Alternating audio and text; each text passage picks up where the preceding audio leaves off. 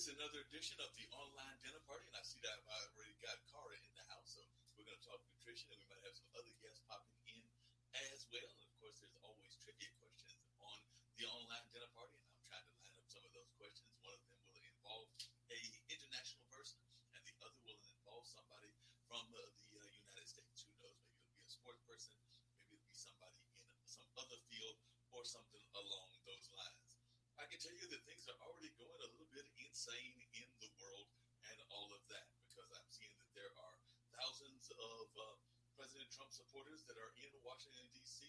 for rallies that they were holding today to falsely assert that the presidential election was stolen from Trump, and that the demonstrations have already turned about. As many in attendance saw them as a last stand for Trump on the same day that Congress votes to certify the president-elect Joe Biden won the election. So Trump, who lost a popular election and the Electoral College vote, continues to dispute the results without evidence and has encouraged his supporters to attend the rallies. He took the stage about noon to roaring crowds, claiming that he had won the election. And later at the U.S. Capitol, there were lots of people out there that were pushing past police who were trying to block them from entering the building as lawmakers inside debated the certification of the presidential election. A mob was able to breach security and successfully enter the building. So there's all kinds of madness going on in that sense. And I understand that the National Guard may be getting rolled out as well. So there is a number of things that are going on in the world and all of that. So I know I've had several conversations with several of my friends around the area, and we just cannot believe that folks are still not willing to accept the election results. And they just want to do anything possible to overturn those election results and all of that. And they're probably not overly thrilled at what's going on in Georgia, as both of the Democrats. Definitely the Reverend has won, and it looks as if the other gentleman has won as well. So definitely lots of things are going on, and I am reading here that it says the entire National Guard will be activated within hours, putting 1,100 guardsmen on duty after protesters supporting outgoing President Trump reached the Capitol. So definitely the rapid expansion of military involvement came after Mayor Muriel E. Bowser requested the guardsmen already in duty. He sent to the Capitol and said the defense officials and a district official speaking on the condition of anonymity due to the sensitivity of the issue and everything. So definitely looks like a lot of things are going on in that regards, and there's even things happening here in North Carolina, not so much about the elections and all of that, but this actually has to do with the coronavirus. And the North Carolina governor has extended statewide curfew, urging folks to stay at home as COVID vaccinations are underway. So that's one of the things that's going on here. North Carolina Governor Roy Cooper on Wednesday said he is extending North Carolina's modified stay-at-home order for 3 weeks, including a curfew, while the state's top health officials issued her own order to direct people to only leave home for essential activities. The stay-at-home order requires people to stay home from 10 p.m. to 5 a.m. It would now expire on January 29th at 5 p.m. North Carolina has been under phase 3 of restrictions since the fall, an executive order that has been extended several times. Cooper's executive order was set to expire on this coming Friday. I look like that's going to be happening. Dr. Randy Cohen, Secretary of the North Carolina Department of Health and Human Services, also issued a directive telling people to stay home unless they're going to work, school, to exercise, to attend to healthcare needs, or to get groceries. Simply put, don't go places indoors where people aren't wearing masks, Cooper said. Cooper on Wednesday said vaccine distribution is his administration's top priority, but he and Cohen also warned that it will be months before the state will receive enough vaccines to stop the pandemic, heightening the importance of other public health measures. It will take many months to vaccinate everyone who wants it. Until then, I don't want to lose any more North Carolinians to this pandemic, Cohen said. The order came as all but 4 counties are considered red or orange under North Carolina's coronavirus alert system, including 84 with critical spread. Last month, 65 were classified as having critical levels of community spread. Orange and Chatham counties are among those 4 counties that are considered yellow for significant community spread. And looks like they're trying to tell me something about Wake, the county that I am in, as well. So I'd like to try to pull this article up a little bit more and tell you more about that. I will share more of that as we get there. It says Wake and Durham are in orange categories for substantial. So that's some of the things that are going on here in this area. But like I said, I had her on earlier, and I'm so glad to have Kara back on, and we're looking forward to having some other guests probably joining us as well. But things are definitely going on and all of that. So I'm going to see what's going on. And hopefully the volume will get improved and everything. So I think she was saying it wasn't all that great, but hopefully she can hear me a little bit better now and everything. How you doing, Kara? So much better. Good. Yeah, much better. That sounds a lot better, but that's very good.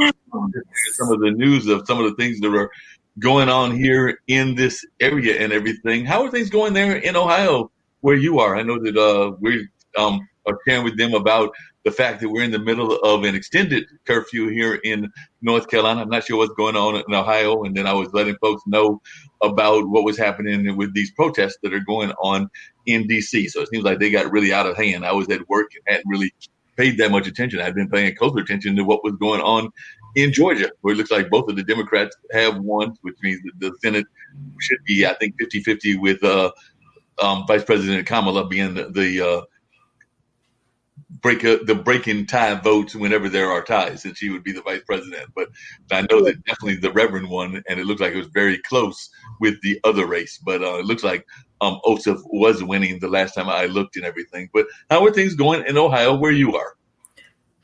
So we've had an extended curfew. It's still 10 to 5, and that's just how it is. That's life. And I've been kind of abiding by it anyways. I mean, it's just pandemic, and it's just something to always take seriously regardless. And so, yeah, it's just life until we get more of a concrete understanding of the vaccine and things just are better.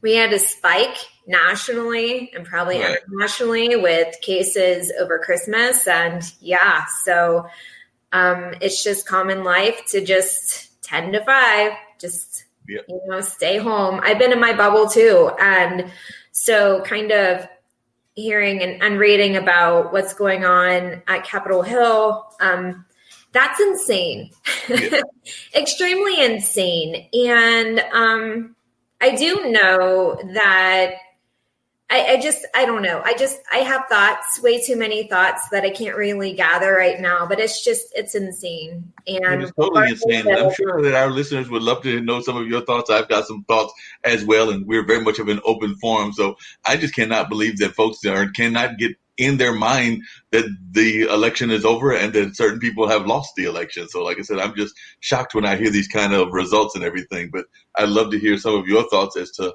how you've been feeling about these election shenanigans. That's the best way I can put it. There seems to be very much shenanigans. Mm-hmm. So when President Trump was elected as president in 2016, supporters were like, hey, just face it. He was elected. Deal with it, right? And so I find it highly ironic that it can't be the same way. Hey, Biden was elected by so many mail-in ballots. However, that literally is the climate of this past year. And it is a right to vote via mail-in ballot and absentee ballot. It's a right that is written in the Constitution. And I don't understand why people don't understand that. Yet it was preached, back when President Trump was first elected, to accept that he's president. Just accept that Biden was elected president and see the facts. Literally, what was kind of heartbreaking was that there weren't a lot of Democratic candidates nominated on this time, except there was an overwhelming amount of people who voted for Biden to out Trump. So, right. I mean, writing's on the wall, folks. So I don't know. That's just me. What are your thoughts? I think that you're absolutely right. And I think that more people So Yeah, I think more people yeah, need to understand that, and they need to just get over it and move on and everything. I was actually quite pleased with a lot of the administrative type things that I was seeing from Biden, even some of the people that he was picking and all of that. I liked a lot of his picks more than I liked some of the other ones, but I know it'll be a difficult time even with a um, firmly split Senate, and definitely the Democrats will be in control of the House, but a firmly split Senate, it'll still be difficult to get some of them in. But like the Native American lady that's going to be running the Secretary of Interior, I thought that was a brilliant choice. And there were yeah. some other choices that I thought were really great as well. So definitely I'm trying to figure out more and more as to how this administration is coming together. But I've actually been quite pleased with everything that I have seen and everything. Yeah, that's awesome. Yeah, I agree. Women are amazing. Women of color are especially amazing and very representative of literally just everything in the US. You know, women, we understand a lot. Women of color have had to understand way much more than really they should. And so it's like, great, let's put a bunch of women and women of color to support the president, this current president, President Biden, who's going to be president soon, whether people like it or not. I think it's great. No, I agree with you. I think it's definitely great, and I wish more people had that kind of attitude like you had, and just would move on and kind of accept things as they are, and just kind of like have that development where they would have those kind of positive thoughts. But not everybody is as good in terms of understanding people and all that as you are, and definitely we need more folks like you to just move along and definitely have better understanding. What was your thoughts when you first heard? I didn't ask you this last time, but when you first heard that Kamala was going to be the vice presidential nominee and then eventually won the vice president as a woman, what was your thoughts of having the first woman vice president? We haven't had one of those in history at all. Yeah, that part alone was pretty amazing. You know, she has a very interesting history. Some of it's been controversial, you know, but at the same time, like, she has really rose up, and she is a very strong woman, and she knows what she wants and what needs to happen. And she handles herself with grace and poise.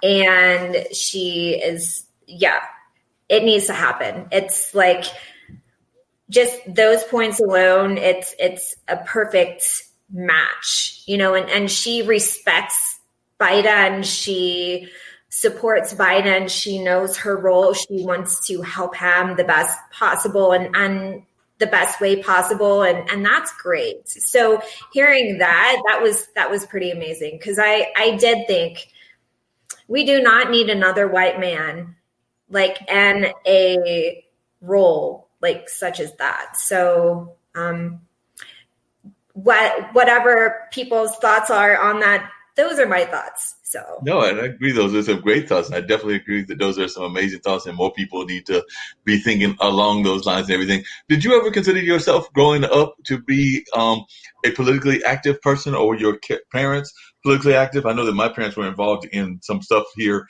in North Carolina with civil rights struggles. My dad and mom actually were involved with a school that was named after and involved some of the principles of Malcolm X and all of that. Actually, my younger brother, and I've only got one brother, but he's was actually born on that day that they were doing the groundbreaking for that. I don't even think mom was at the ceremony because, you know, her water broke during that time. So she had to rush to the hospital because I was born here in Durham and he was born in Raleigh. So they had to get her to the hospital so my brother Malik could be born. But I know he's involved with helping the youth in terms of doing like some work with our at-risk youth and things of that nature. And I've been involved with things like definitely in college with some organizations like Amnesty International, and was even part of Occupy during the Occupy movement and all of that. But I was just wondering yourself, were you from a family of political people, or did you ever consider yourself political, or did you do any political things in either high school or college? So first of all, I want to say that your brother's birth story is pretty cool. My mom's water broke when she like drove her tractor in a ditch, you know, and so that's not like cool. But, so that's a cool story. Second, not exactly. My mom, she was a rebel. She definitely was a rebel. She had thoughts, and she had this right or wrong barometer that was very strong. And, my mom's side of the family, definitely a long line of strong women, and but not really political. My mom, she was a teacher, and so she loved taking her students to Washington, D.C., and Colonial Williamsburg and everything, so much so that people recognized her when she brought her tours over, and then also just offered her jobs to work at Colonial Williamsburg. And I'm like, why don't you take it? This is amazing. But, not so much political though. So that's where I come in. And I definitely am off the branch a little bit, just, off the cuff, just different, marching to my own vuvuzela, not even a drum. And, so especially this year, living downtown, it's hard not to want to get involved with the people, the people of downtown, not the political undertone, but just the human side. It's not uncommon to want to work with helping the homeless situation a little, down here. And it's not uncommon to get involved in the various protests going on. I was involved in the protests that happened late May down here in Cincinnati, and very vocal on that. And I was involved in PSRE, which is People Safety Reimagined. And that was just kind of reimagining public safety here in Cincinnati. And the charter amendment wasn't voted on this year's ballot, but it's something that, I think for me, just the whole notion of there's more to life and there's more to how the world works, with all people, not just white people, and not just like white men. Like, things work differently, and it's important to kind of see that and see people as human, like as different pieces of humanity. We're all different, Oh, no doubt about that. We're definitely all different and everything. You actually brought up something that I was curious about, because I know here I'm a person who gets around by mass transit. Mass transit is actually my primary mode of transportation. But how is the mass transit there in Cincinnati in terms of making it active for folks that are, maybe they don't have a car for whatever reasons? But how is the mass transit there in Cincinnati? And the other thing you said, Kara, that I'm not sure if you were referring to the same thing, but when you said Old Williamsburg, when I was growing up, and of course that was in the 70s, that's what we used to call Busch Gardens. I think that Old Williamsburg and Busch Gardens are pretty much the same thing, or are they different entities? Oh, Colonial Williamsburg, like Colonial? Like N Town, when like Colonial Williamsburg, Virginia, where you go and like it's just Williamsburg. Like, people dress up as colonial people and you learn. And there's a university on there. I forget. My mind is escaping me. But so you go in, you learn about Williamsburg back in the colonial days. And I don't know, it's kind of interesting. Yeah, it sounds like very interesting and everything. And I think that they might be similar, because I know that Busch Gardens has its own Williamsburg theme and everything. So I'm not sure if that's one and the same or if there are separate entities. But I do know that Busch Gardens is in that same general area, and they have a Colonial Williamsburg thing. So that's why I'm trying to figure out if it's one and the same entity or if they are part of the same. For you. I'll have to do some research and figure that out, because it looks like they are separate, but they have like some similar things that go on there. Because it does say that Busch Gardens Williamsburg is a amusement park located in James City County, Virginia. So my guess is that it's probably somewhat associated with each other. Separate entities for sure. There's a water park there. I think it's just N Williamsburg.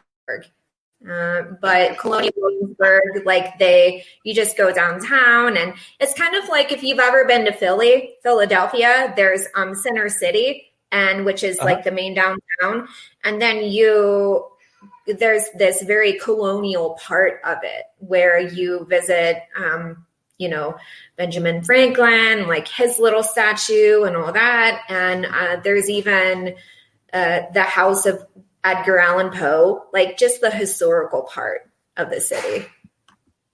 Cool. Not so much the water ride. Who are some of your favorite historical figures? Some of my historical figures. Yeah, some of the famous people that you like, historically speaking, that if you had the opportunity to meet them, you would enjoy having a conversation with them. Yeah, so I'm definitely getting used to this whole like being asked questions on the spot thing. So this is good. I'm like, I haven't really thought about this in a while. Okay, so I've listened to and watched various interviews, but over the years, and then read her work. But Maya Angelou, definitely one of those where I would just listen. I wouldn't even talk. I would just listen and just just sit and just listen. So if she just came back to life and started talking, I would just sit there until I couldn't anymore. So I think she would have some amazing conversations and probably some amazing thoughts about some of the things going on in this world today. I think I'd like to talk to both Martin Luther King and Malcolm X, but I think it would also be interesting because I've seen some interviews with him, old historical interviews, to talk to James Baldwin, the great writer, and all of that. So I think that he would be interesting, as would be Hunter S. Thompson, who was a great journalist and everything, and did some really crazy things like Fear and Loathing at Las Vegas and Fear and Loathing at the Kentucky Derby and a number of other things that he wrote. So those would be some interesting folks. Of course, we could go way back in time because I'm sure it'd be very fascinating to have conversations with like Plato and Aristotle and maybe even, of course, Jesus himself. And definitely it would be interesting to have some conversations with, in addition to Plato and Aristotle. I'm trying to think of some others who would be really, definitely the ladies. That'd be interesting to see what was going on in Cleopatra's mind, as well as maybe the mind of Catherine the Great. Oh yeah, definitely. And not trying to be insensitive here, but of course, the first thing that I think of, with Jesus, aside from Jesus, of course, you would want to pick his brain, but I would also be like, while I'm picking your brain, can you turn that water over to wine over there? Thanks. Wait a minute. You'd be trying to get Wait a minute, Kara. You'd be trying to get him to turn it into a vice for you just temporarily. that is so wrong. No, hey, I want to see your superpowers in action. Let's do this. Well, let's see the superpowers in action so you can sit there and get a sip of some amazing wine that he's going to make for you right then and there. Whatever. Don't judge. Don't judge me, Mark. I would never do that. Never do that in the least bit. I would not do that at all.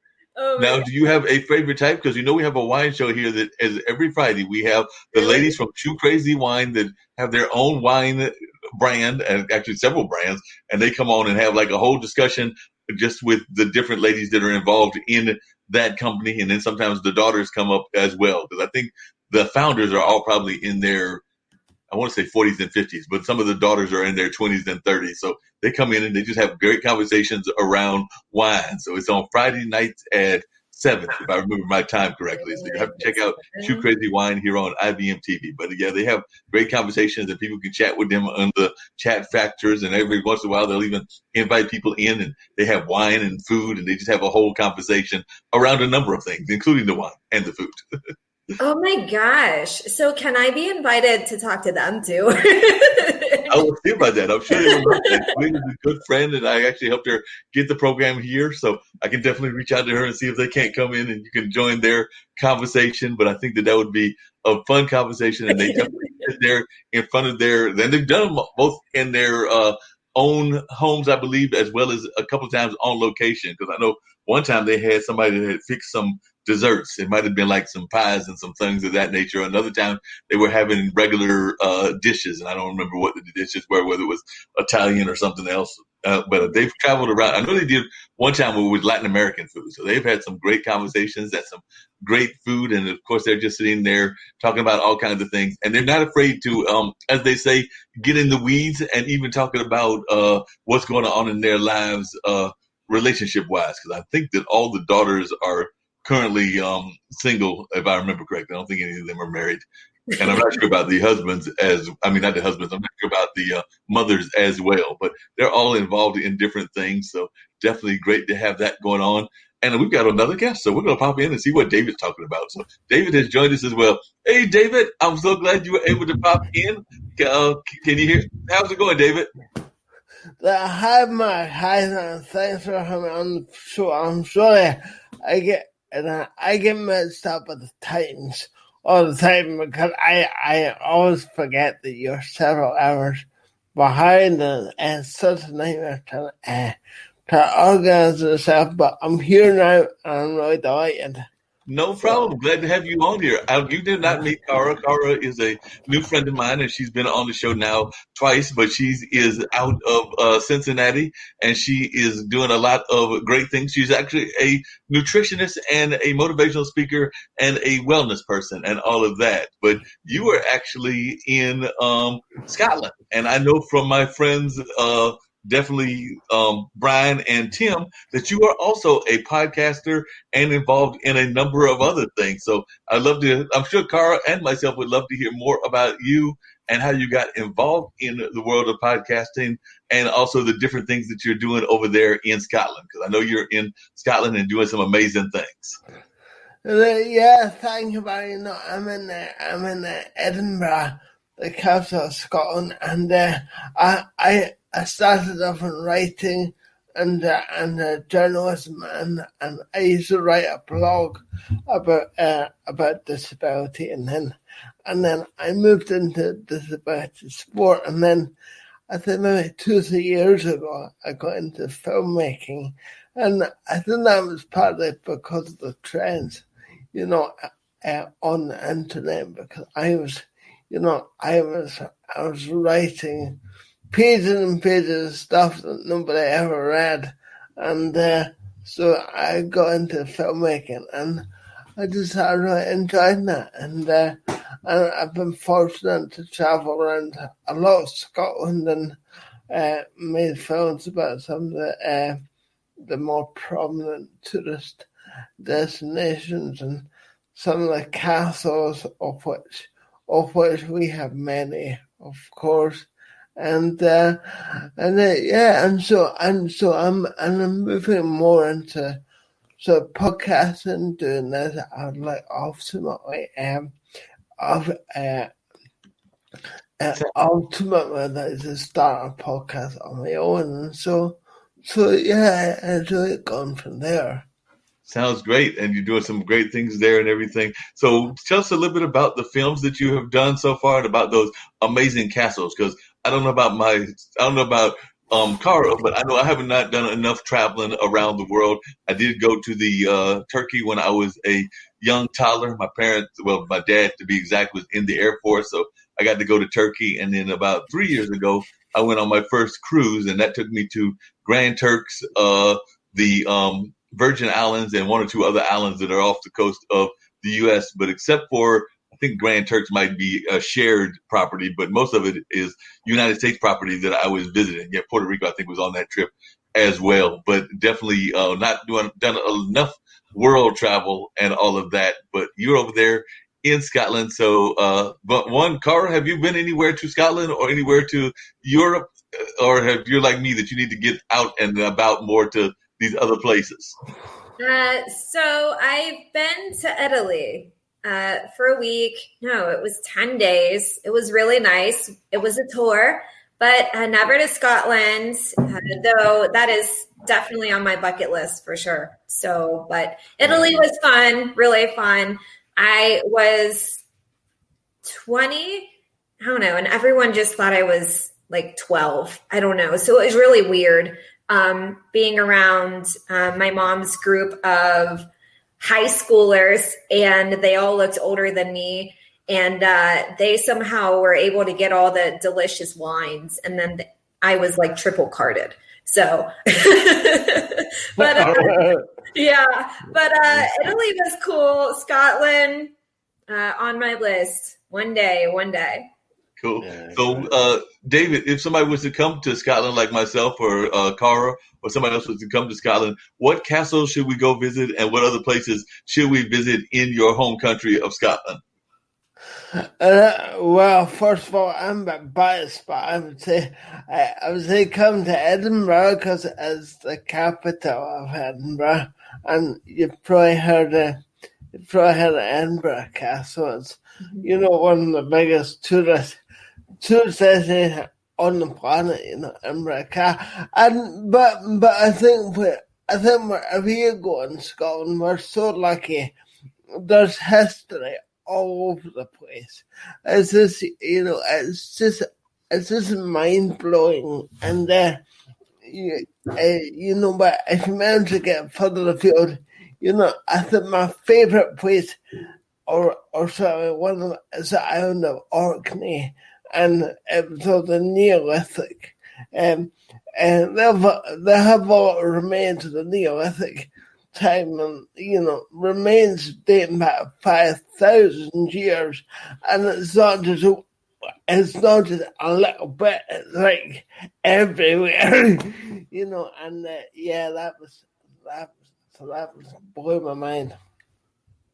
Wow, sounds like there's some great places to go visit and to go check out on a regular basis. So definitely it's going to have to be on my list of places to go over there and see what y'all have got going on there. How have y'all been dealing with the global pandemic that we're in the middle of and everything? I know that so many other countries have actually done better than the United States, but I'm not sure how Scotland is doing in the sense of being either in quarantine or having a lot of folks wear masks. How are y'all doing in the sense of actually being involved and doing correctly in what should be going on in the sense of trying to put this pandemic under control? How do you feel Scotland is doing?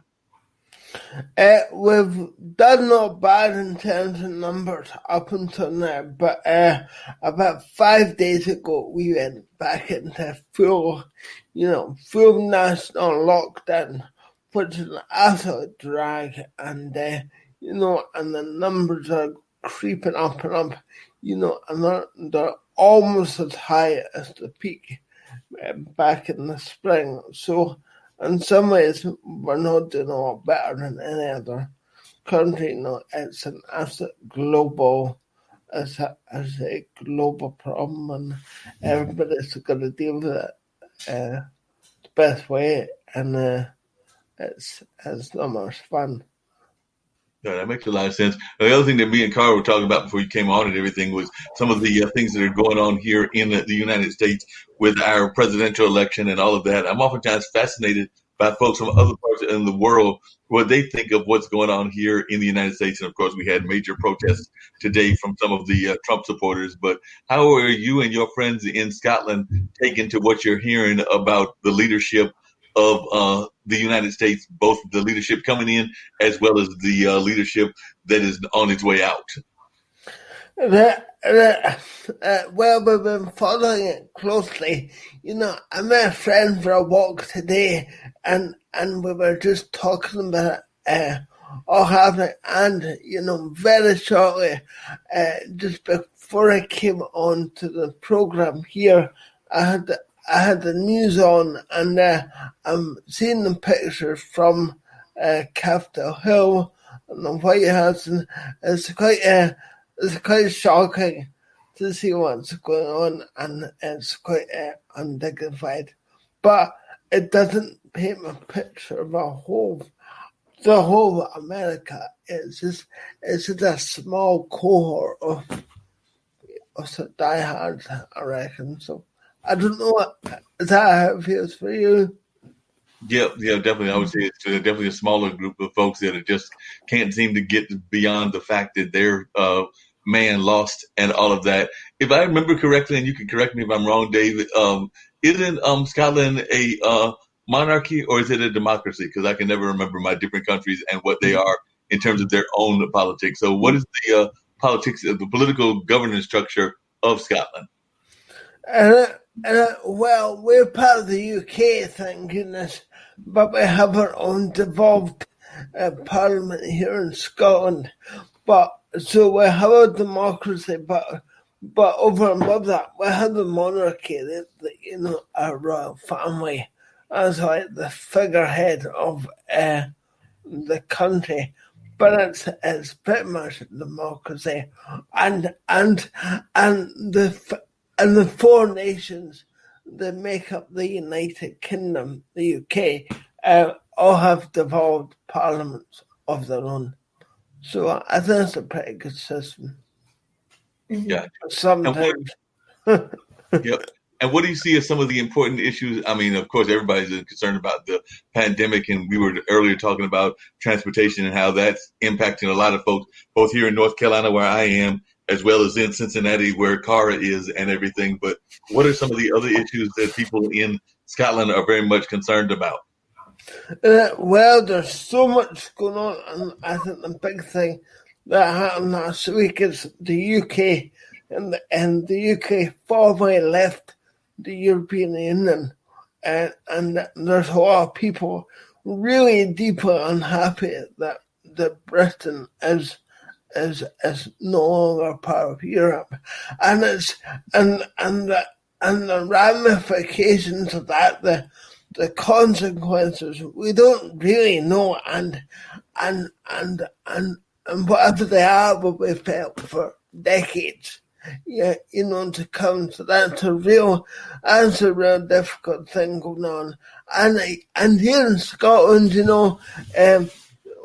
we have another Scottish election for the Scottish Parliament up in May, and the Scottish National Party are likely to get a landslide win, and of course they will argue now that because the UK have come out of Europe, that there ought to be another Scottish independence referendum in the near future. But whether or not they'll be granted permission to have a referendum or not is a whole other story. So plenty to get excited about. It sounds like there's lots to get excited about, a lot for you with your podcast as well as your filmmaking and all of that. And I want to learn more about the films and everything. But before we get to that, one of the things that Kara is a great person about is nutrition and trying to make sure that people are living their lives in a good way nutritionally and all of that. And we were actually talking about definitely the way that here in the United States, too many people are not eating well. We eat a lot of fast food, and our obesity rates are much higher than they should be anywhere. But then we learned from one of our founders here on this platform that India has got similar kind of similar kind of issues and all of that. So Scotland, are y'all eating well, or are y'all eating way too much fast food as well? And if you're eating too much fast food, I'm sure Kara has got some advice for you and everything along those lines. But definitely, how are y'all doing in the sense of dietary stuff? And here in Scotland, we don't eat very well, but interesting, Kara, just before Christmas,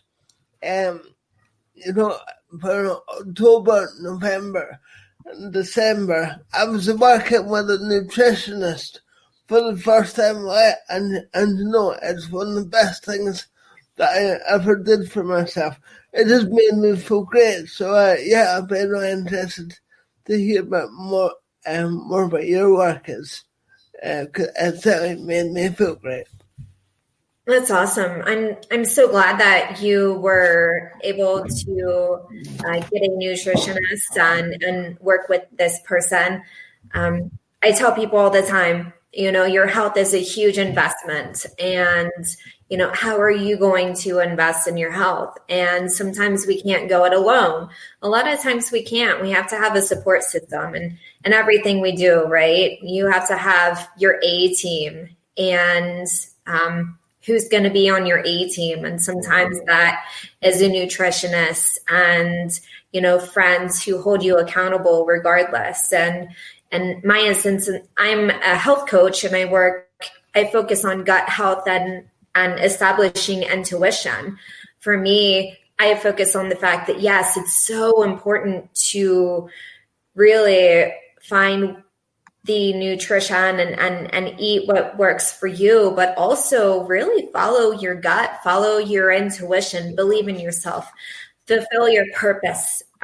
really get to know yourself and what you stand for. And that's really the basis of calming yourself down, centering yourself to a point where, your nutrition sticks because you are grounded in yourself and you're ready to move forward and you know what works for you, or at least you're wanting to get there. So I think it's great. Again, it's great that you're working with someone to really ground you and have that person on your A team. So go you.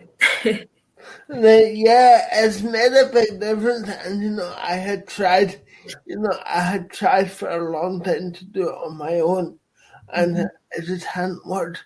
As you say, you need somebody to be accountable to, and you need somebody on your team. And I didn't realize, such a close correlation between what you eat and how you feel, and I was just so fed up by the end of it, and yeah, like I say, getting somebody to work with is one of the best that I've done. It's great, yeah. That's amazing. That's so awesome. And David, tell Kara and myself about some of the films that you've been working on. Like I said, I know you mentioned some of them dealt with the castles, but I'm sure you've got all kinds of film projects. So what are some of the film projects that you currently got on your plate? And tell us a little bit about them. Well, I got into film because I made a film with somebody on a big cycle run. I cycled a route called the Caledonia Way. And I was cycling, and there was a separate filmmaker who made a really fabulous film, and so that's what I thought. I'd like to try and do that myself. So I started making films of myself cycling and doing outdoor stuff, and then one of my followers really kindly bought me my first drone, and I got into drone photography, and so my filmmaking just really went from there, and it's just something that I love doing, so I just kept doing it just because I enjoyed it. What's the furthest you've traveled on that bicycle? Because I knew a friend of mine, when I was a kid in about my high school years, there was a gentleman that ran a hardware store, and he used to travel by bicycle from like North Carolina down to California sometimes, as well as some other very extensive rides and all of that. But I was just wondering, what's the furthest that you've ridden, and if you could tell us a little bit of the stories of that ride, and then who knows, maybe Kara will jump in and tell us that she's ridden about 5 states away, or she could look and do that. Well, it's funny, I used to be really into cycling, and I've not done as much for a while, but I suppose my first big cycle was called the Hebridean Way, and I just did it with a friend, and my friend drove the car with all my kit, and I cycled. And if you ever look at the map of the UK or the map there, as a group of islands that go right up the northwest coast. It was a group of 5 islands called the Hebridean Way, and that was 185 miles. And that took me 5 days. Wow. So that was my first big one, and then there's a bigger one that I did, was the one that I mentioned. I made a film of, called it the Caledonia Way, and that was 240 miles. I don't know what kilometers that is. 240, and I did that 7 days. Yeah, I was right into cycling, and I've done a lot of cycling, so that's good. Wow. What do you think, Kara? You think you could travel that many miles on a bicycle, or is that outside of your realm of possibility? I mean, 25 miles make my butt hurt, so I don't know. I hear you. I hear you. By the way, I've got good news for you, David. I went and dug up somebody else from Scotland. So I've got Fraser on as well. Fraser Ramsey has joined us, and Fraser Ramsey is an amazing gentleman and has been on the show once or twice before. He is actually there in Scotland as well, and he is actually in the process of developing what I would consider to be like a podcasting radio network and all of that. So he's doing that while he's doing his cleaning business and things along those lines. So Fraser, I've just recently met through the wonders of the internet and LinkedIn, and my buddy Brian Showman and Tim Stone. This gentleman from Scotland, David Reilly, is a filmmaker as well as a person involved in the area, and he's in Edinburgh. I cannot remember which part of Scotland you were in. I'm in Edinburgh as well. So where are you? Oh, isn't that amazing? Yeah. I'm in the middle of Morningside. In Morningside, I'm in East Craigs, not far from the Maybury. Isn't that funny? Yeah, it's what I think. What a small world and stuff like that. Because Kara, you said you're in Cincinnati, is that right? Right. Yeah, Cincinnati, Ohio, U.S. Not close to you guys. No, and of course, Marc, where are you, Marc? I'm in Durham, North Carolina, so that's where I'm at. And everything. So, Fraser, I know that you've also been interested in a lot of different things, and I mentioned the radio network. You also got your cleaning business that has been impacted by what's going on with the coronavirus. But share a little bit about what you're doing with your podcasting, as well as this kind of network that you're trying to put together with Miss Kara, who's become my new friend and has joined us. And who knows, we might even talk her into doing a nutrition show here on IBM TV at some point or another. But she's over there in Cincinnati, Ohio. Both of us were kind of not too pleased with our fellow countrymen that are going crazy over there in D.C. So me and Kara are not too happy with some of those folks that are going crazy and trying to do silly things there in D.C. But we were talking to that about with David, but I'd love to hear your thoughts on that. But I'd also love to for them to know a little bit more about you. So share a little bit about your story, including to your around the way neighbor, David, who you could probably talk about. I've been sort of addicted lately to Haps.tv, which is taken over due to Periscope, which is closing down. So I've kind of been doing a lot of, it's kind of very Periscope stroke blab, if you've heard of that in the past. Very good for connecting with great people, and I've had some great conversations of speaking to a guy called Randy Horton. He's American, but is in Saudi Arabia. So a mixed bag of people. It's kind of been quite. I'm lucky if I saw the email because it would never be here. So I've been kind of like discussing things like the things that we're doing in America as well at the same time. So I'm kind of brains a bit fried. But by the by, so I've lost the train of thought. No, I was asking you, Fraser, to tell them a little bit about yourself, both your cleaning business as well as some of the things that you're doing with your podcasting and your radio. Sorry, apologies for that. It's just,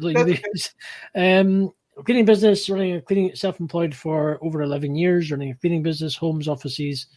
I do carpet cleaning as well, that kind of thing. So I do that.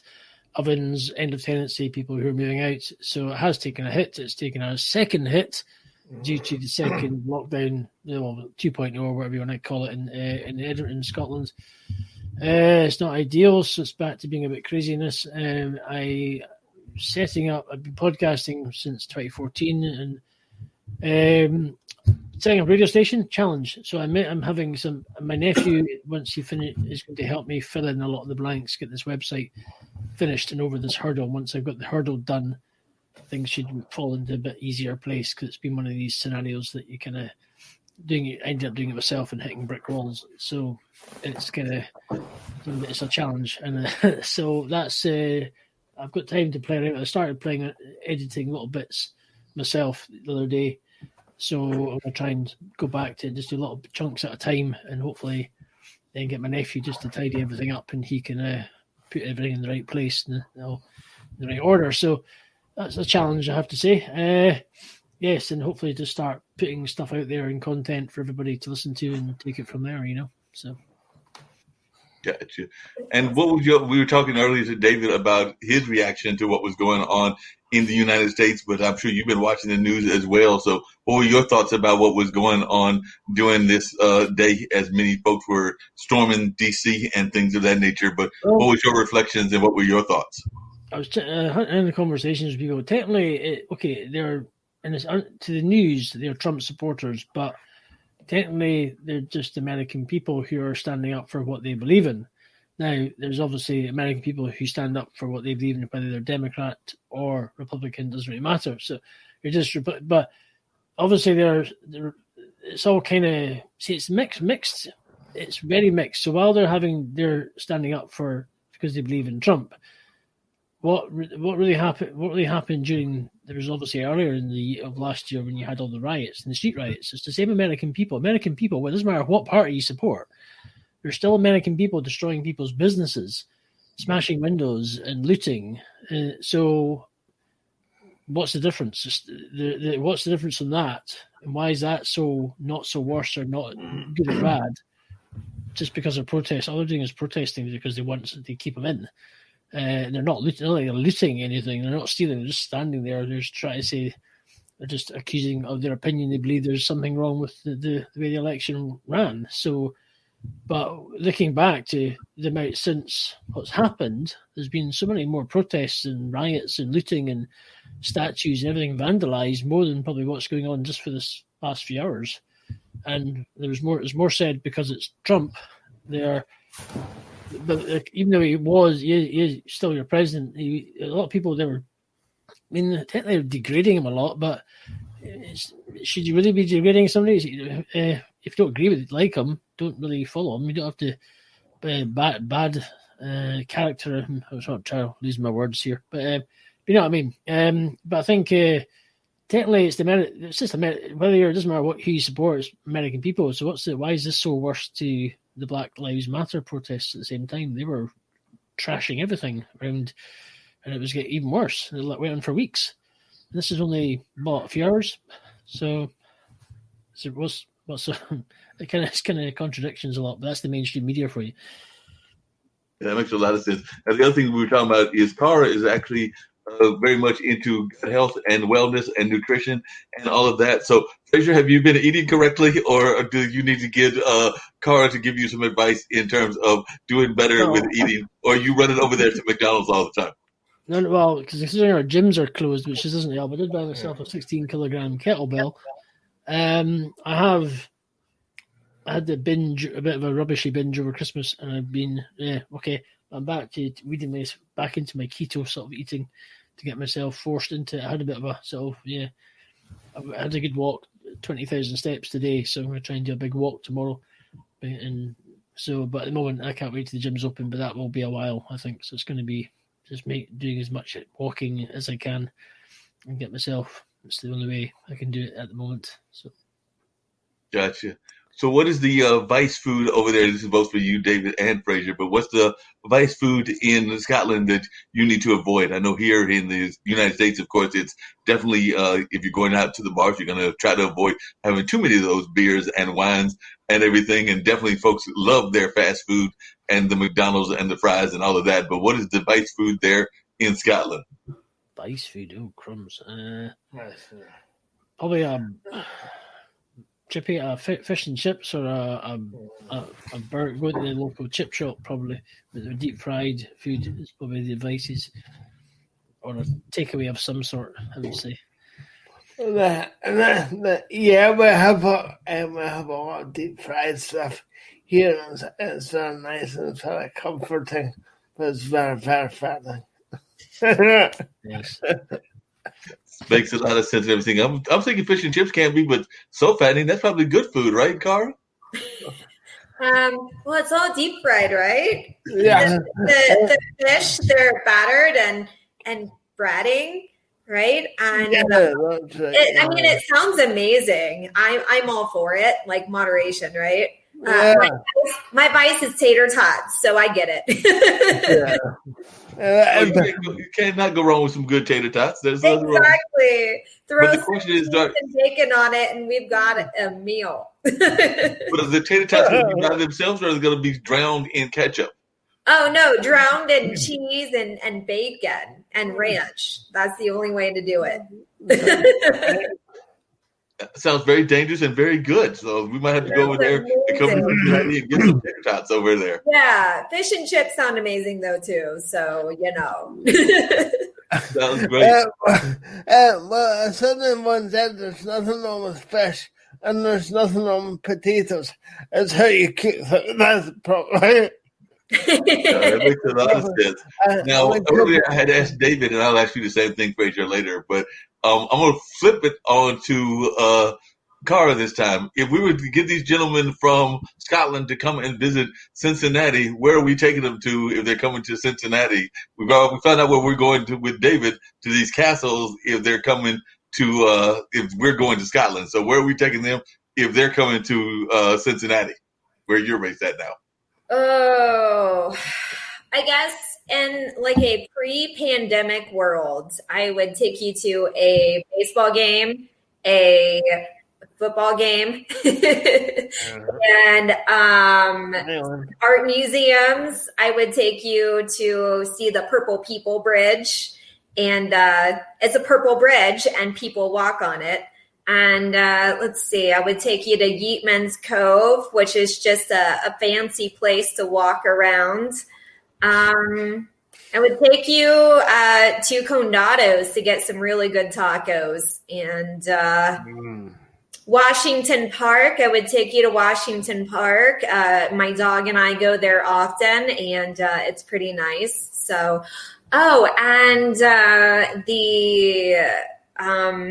my mind's blank. Music Hall. Take y'all to a show. Music Hall. Right. Yep. Looks like some great places to go. But you said you're going to take them to a football game. I think that if I remember correctly, to them, football is soccer. So it's not really football. And I would take you to a football/soccer game, FCC Cincinnati. So thank you for that correction. Yeah. No problem at all. Do you have any thoughts, or have you ever been to Cincinnati or to the that part of the Midwest? Either you, Fraser, or you, David. I'll start with you, Fraser.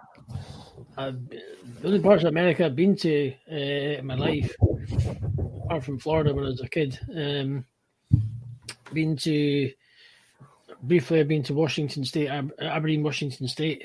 I've been to Springfield, Missouri. And I went on holiday. I did a tour from Fort Lauderdale in Florida, Philadelphia, New York in 2018. So I have actually in 2008. Actually, I was going to do a Camp America, but I kind of bottled it when I got there in New Hampshire, up by Boston. But yes, I have been to a few places in America. I'd like to come again to New York and do a Philly run. Hopefully maybe California at some point. So who knows? Cool. What about you, David? Have you been outside of Scotland, or have you been to the United States at all? I've not been to the United States, and I'm really desperate to come because I've been doing this for a good while now, and I've met so many really terrific people on this network and on through blogging and podcast, and there's so many people that I want to be in. So there's places that I'd like to see in America, so that's nice. But I go back and forward a lot to France in the winter and stuff, but it's not very far. Yeah, France isn't a bad place to get to and everything.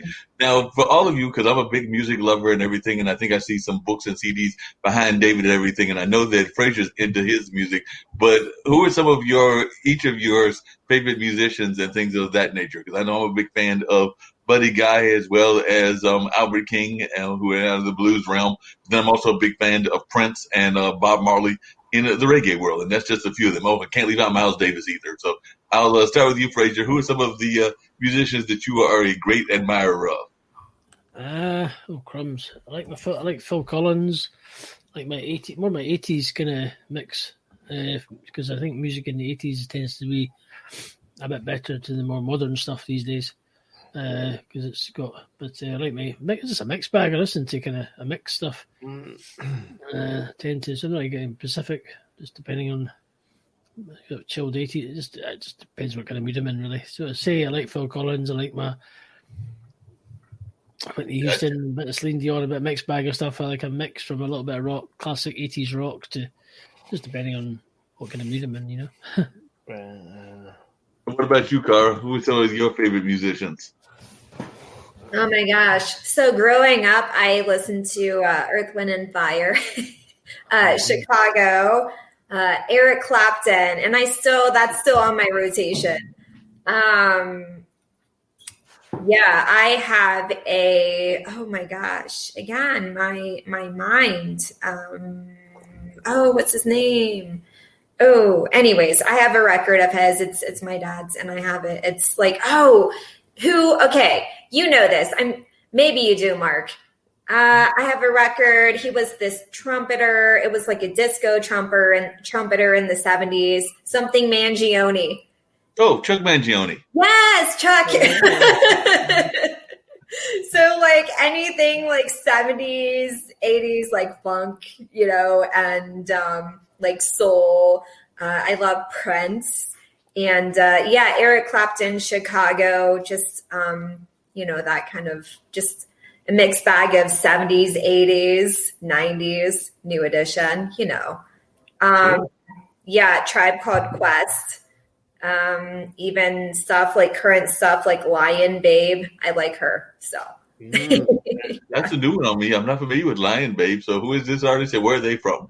Lion Babe. They're from the UK. And it's this fierce woman and a man who plays keyboard. That's all I know. And they have great songs. So Lion Babe, Marc Lee, Lion Babe. I learn more about them and everything. So, David, who are some of your favorite musicians?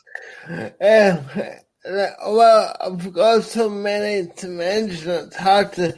I think what some of my real favorites are John Coltrane and Miles Davis and some of Bill Evans. I'm really into my jazz. And, I collect jazz vinyl, jazz records. But as well as my jazz, I like rock like AC/DC and I have a huge collection. So many to mention. Sounds like you got a great collection of music and all of that.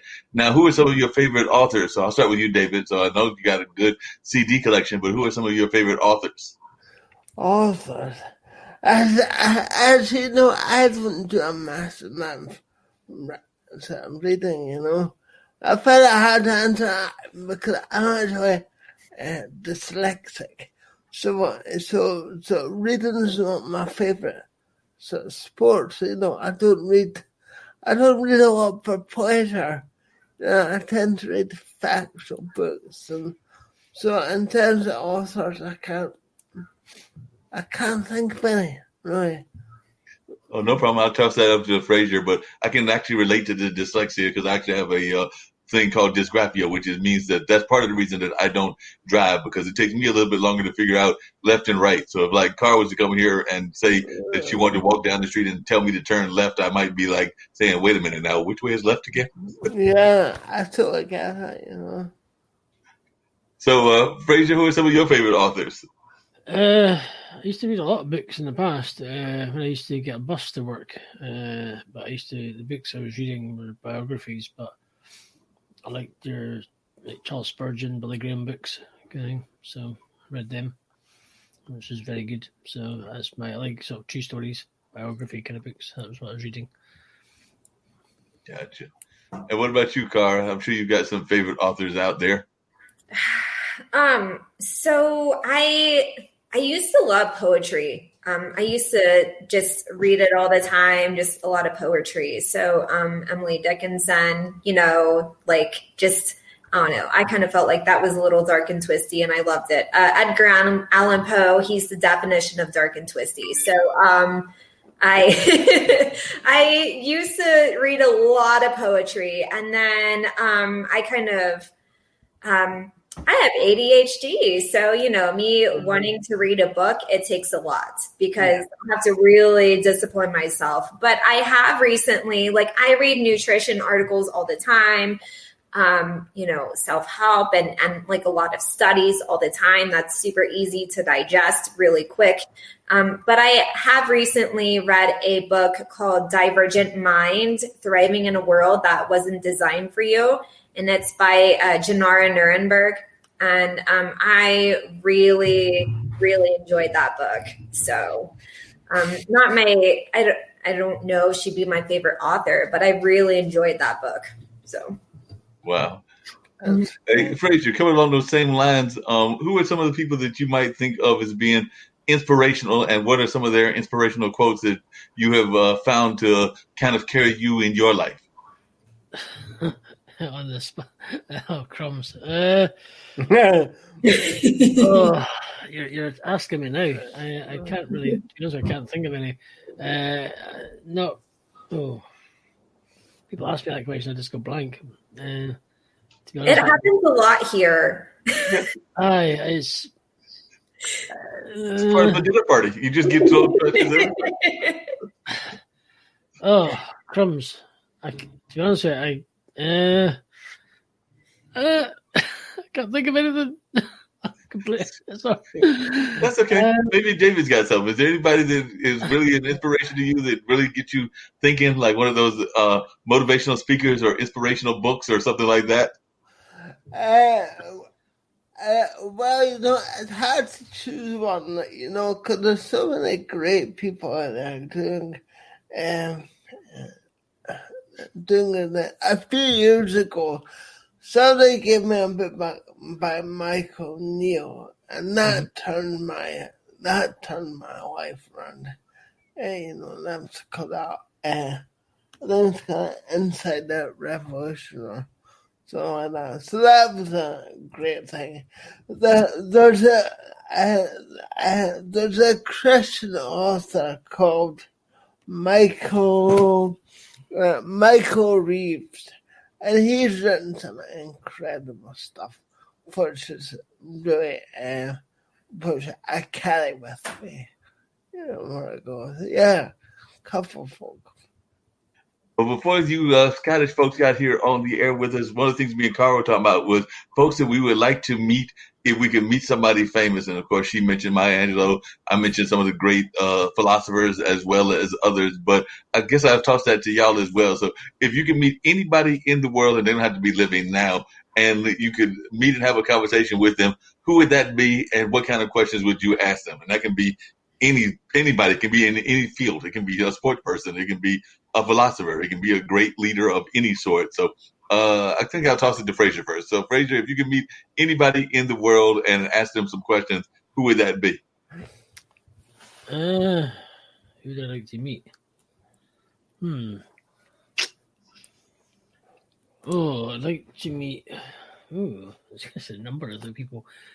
Well, I have walked past her actually when I was walking during the summer. She lives just down the road from me. Is J.K. Rowling, she lives in the White House in Edinburgh. Which is same, just literally a 5-minute walk from me. So she used to live in Morningside, where David lives. But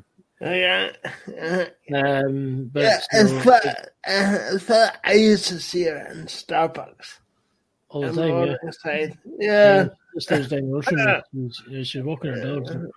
So, oh crumbs! I don't know who like this, but I've got so many people. Oh wow! This is like an arse stumping question because there's that many people. It's kind of blank. I know. I'd like to. If he was still alive, I think I was a bit of a fan of the A-Team, so I'd like to have the A-Team sit down and have a chat with them. That'd be quite fun. Watching like your George Peppard and Gregory Peck, Dwight Schultz, Mr. T. I think that'd be a bit of fun. I don't know. It's getting questions. It's a difficult one. Well, you can come back and tell me later on. Maybe David's got somebody that he'd like to meet and everything. So, David, what famous folks would you like to meet? But it seems to me you're already running into famous people in your Starbucks, which is not fair. Well, it's very known. Yeah, there's a few people around here. I mean, it's good. But I'm really into golf, and I would love to meet some of the big golfing greats. Like Jack Nicklaus or Ben Crenshaw or Arnold Palmer. That'd be incredible. And Gary Player, that'd be incredible. But I suppose music-wise, I've always thought I'd love to meet Paul Simon. Oh, wow. He's a really special guy and written incredible music. Always have. So yeah, something like that. Yeah. That makes a lot of sense. What about you, Kara? Who would you like to meet if you could meet just anybody? Oh, and by the way, in case y'all didn't know, because she was on the show earlier on one of our shows on Monday, we're trying to get Kara in touch with anybody with any sports franchises. And it includes, they don't have to be the Cincinnati Bengals or the Cincinnati Reds. She will do nutrition work for any of the soccer teams in Europe. She will travel and will do nutrition work for any of the soccer teams in Europe. Is that correct, Kara? Well, I will Zoom or travel or whatever. But yeah, anyone who needs to get their life right, I got you. Well, in fact, I could actually be in touch with somebody potentially in America who is a guy called Richard Huxford. He used to play. He's an English footballer, but he lives in America with his family now. Live in where the heck, North Carolina or somewhere? Can't remember. Oh wow! He deals with he's a soccer training and stuff like that in there. And I will. You'd have to add me on Facebook because I try and see his wife because I'm connected with his wife, and maybe there's a way, just if that works in some way. So. I mean, thank you. Yes, I am sending you my Facebook page link. Okay. Definitely. The best way to make those connections left to right with here. So who is somebody that you would want to meet, Kara, if you could meet anybody and just have that great success with them and get to know them better? Who would that person be? Oh, again, like way too many. I mean, we talked about Maya Angelou, just like, wanting to get to know her. And then, so you were saying Paul Simon earlier, David. Yeah. Peter Frampton actually used to live in Cincinnati, and so I've never met him, but that would have been cool to run into him. Yeah. Yeah. That would have been great cool. That would have been very cool. Yeah, that would have been. In fact, I'll make it easier because I couldn't find your page for some reason. So. Oh, really? No. Hold on. I'll just send you my. Here's my. If you can connect me there. There's my Facebook. That makes it easier. Maybe Maybe I have like a slip of the wrong key or something. That could work.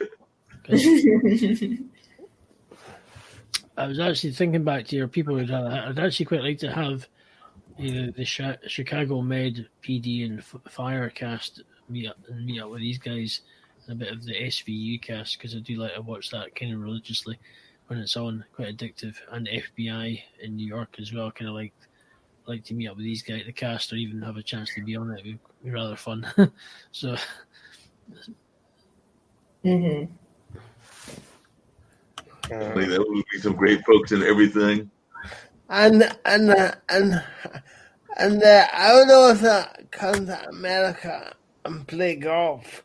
I run and play golf and some of the fantastic. But wait a minute, y'all already have amazing golf courses there in Scotland, don't y'all? Because don't y'all? I think the Ryder Cup is played on some big golf course there in Scotland. I can't remember the name of the golf course, but I know that it's definitely one that's over there that the Ryder Cup is played at. And I think that y'all's golf course really messed with Tiger's head a couple of times. I don't think he did all that great on that course a couple of times. Everybody flocks to Scotland, of course, to play golf, and they have the Ryder Cup on the Glen Eagles. Yeah, and of course they have St. Andrews, which is like Mecca for golfers. You know, so yeah, we're pretty well, and you know, even within, within 20 miles from here, there's probably some of the finest courses on the planet. So, yeah, we're not short of golf courses. Yeah. Definitely a great golf course and everything. And by the way, our boss just called in and said a cool lineup of folks. So they were checking us out. I sent them an invitation. So who knows, they may decide to pop in to the conversation as well. But they were realizing that we got folks from Scotland and all over the place. So they were definitely popping in and enjoying the conversation and noticing that it was just a great lineup of people for our dinner party that goes on here on Wednesday night. So appreciate them catching us on the IBM TV family and all of that.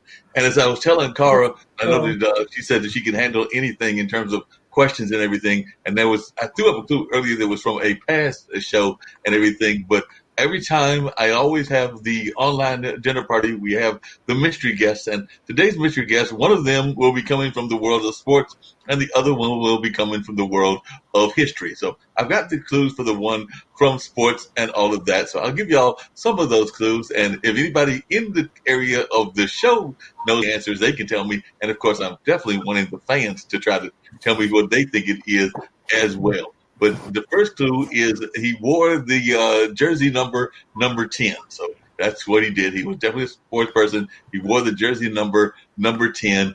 And he also played college football in Georgia. So he played college football in Georgia. So that is a clue about him. And then I've got a personal clue, which is one that I think folks, if they know me, they'll know the answer to this. But your host, that would be me, is a fan of the team he played for. Too bad they couldn't ever win a championship. So they're not good and all that good in the sense of winning championships. And That's Incredible is a TV show that he co-hosted from 1980 to 1984. And one of his quotes is, "Failure is a point in a life or career, and neither a single failure nor a single success is likely to last alone, let alone forever." And he also said, "Innovation is business unusual. Innovation is business unusual." And then another one was, "Winning means being unafraid to lose. Winning means being unafraid to lose." And last but not least, his father died in the third quarter during his 1975 divisional playoff game against the Dallas Cowboys. And "No Time for Losing" was the name of his first autobiography. So that's a little bit of clues about who we're looking for and all of that. So definitely keep that in mind and everything. I don't know if folks are doing their quick Google search, trying to figure out the answers and all of that. But as you can see, there was some sad news involved. And he also had a nickname. The Mad Scrambler was one of his nicknames. So the Mad Scrambler is one of the folks that I am looking for and all of that. And, in addition to playing for the team that he played pretty much his whole season for, he also briefly worked with the New York Giants as well. And he was drafted in the AFL by the Boston Patriots. And I think that might have become the New England Patriots later on. But definitely he was drafted by them because, there was different leagues and all of that. So that's my clues about my U.S. person who is definitely out of the world of sports. I don't know if anybody's got any ideas who that person might be and all of that. But if you do, let me know. Or if not, then hopefully the fans that are watching will figure it out as well. Like I said, sometimes the people in the show do better than our fans that are watching, but they do sometimes surprise me and come up with correct answers. But I'll bring up some of the other clues later on about the international person who is a well-known figure in the world of international history and all of that. But that's some of the clues about my sports person. So definitely, any of you have any ideas who I might be talking about? Everybody's shaking their head like I have no. I mean, Millennial here Googled it halfway through, like you talking. Like I warned you not to do. The Millennial cheated. Oh, well, darn. I wasn't going to get it anyways. So I'm just not going to say anything because I cheated. Well, You tell at the end. I'll let you know at the end, and you can. I'll see if you Google it correctly that you were doing the Googling thing and all of that. And that is what millennials do. Millennials do love. Yeah, I'm maybe not saying anything. Go Google the clues right now. I know that can work. Google always works. There's no doubt about it. Just give me a first name and a favorite color, and I've got you. Wow. Say your first name and a favorite color. So if somebody comes up to you and they're like, Minnesota, purple. That was an easy one. I'd be like, Vikings, yeah. Like, Minnesota purple, that would be an easy one. Everybody should know. Prince. Yes. Oh, yeah. Rest in peace. Somebody says, I'm trying to think, what else one can you go? Maybe Gary, Indiana, their own zoo. Oh, when you say Gary, Indiana, I automatically just think Jackson 5. So, and that would be it, Michael Jackson. Oh, their own zoo. Oh, yeah. Okay. Right there in what was that place that he called his place to? It had never in the title, but I know that. Neverland. Neverland.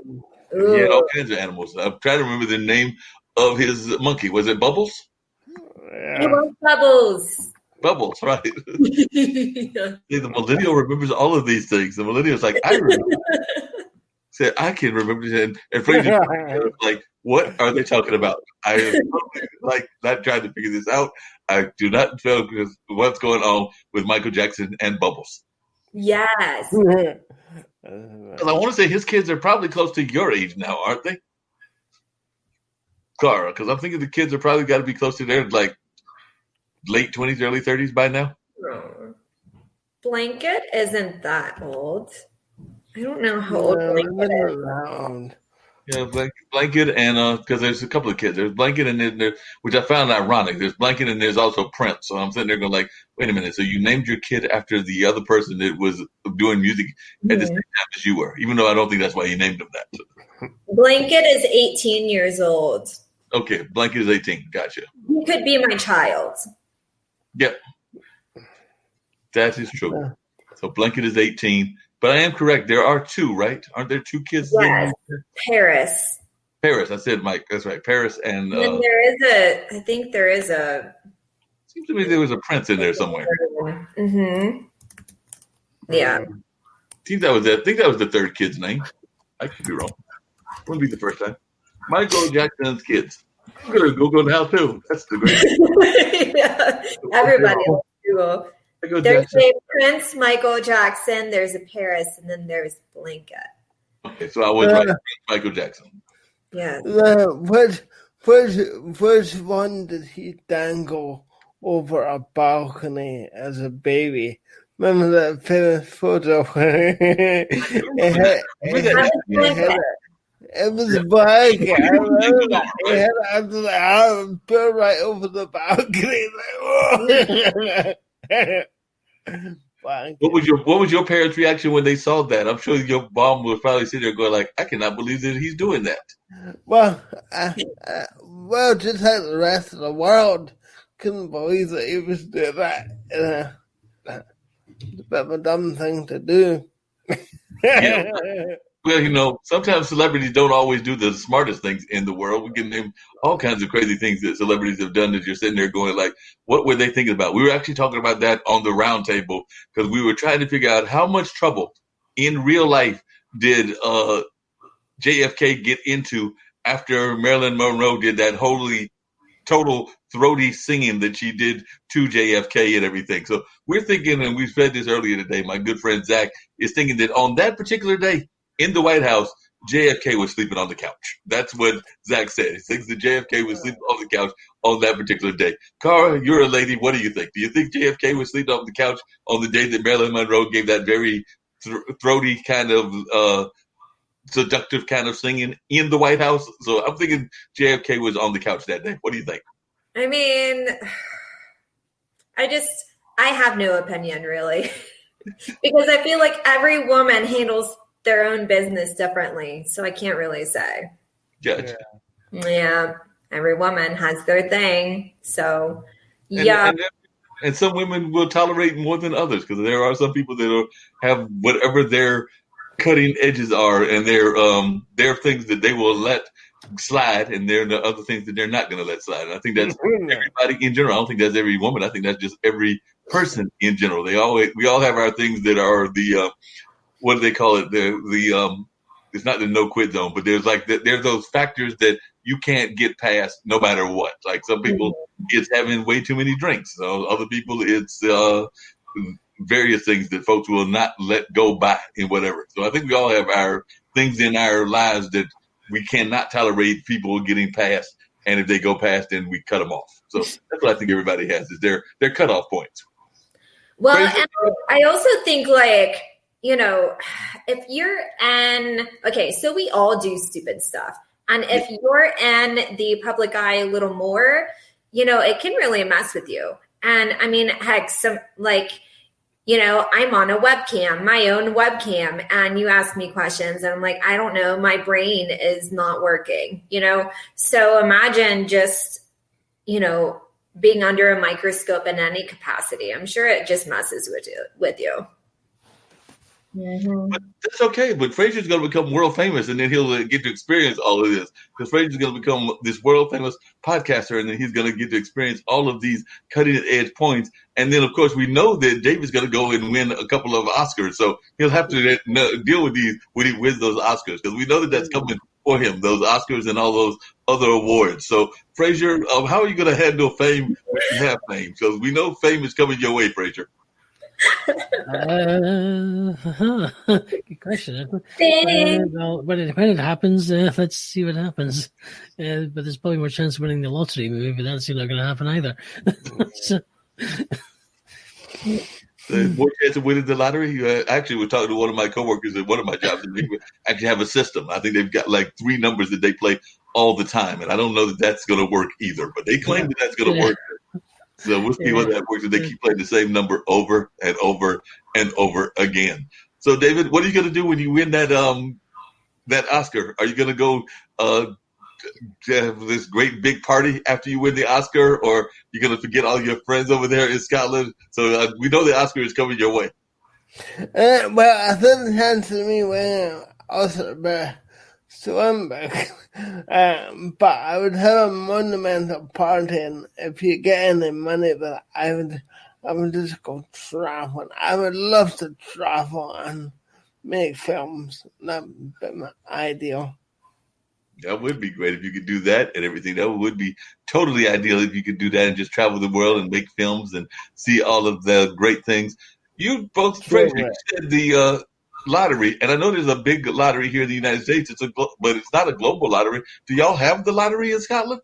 Yes, it's a national lottery. It's UK wide, but there's also the Euro Millions as well, which you can bet. And there's the one that's in the USA. There's the Mega Millions one, which is global, which is several billions. And basically, if you win that, you're kind of you're pretty much set for your life, and you should be all right. So I don't think anyone's won it yet.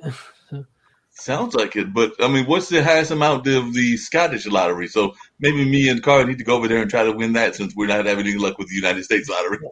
There's not. Let's say there's a Scottish lottery. There's a kind of different. There's the health lotteries. Which money goes back to the health hospitals or whatever. There's a mixed bag, but the main lottery is the national lottery, which is UK wide, which is like the British one's about averaging 7 or 8 million you can win.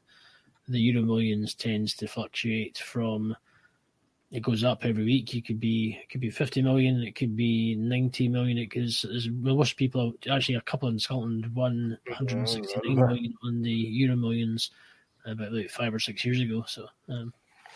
Wow, they won a lot of money. That sounds amazing that they won all of that kind of money and just having all kinds of great senses of winnings. And like I said, I would just take part of that and would be quite happy as a happy camper if I could just win part of that lottery amount. So we need to figure out a way to win that lottery and everything. So we don't know what it will be.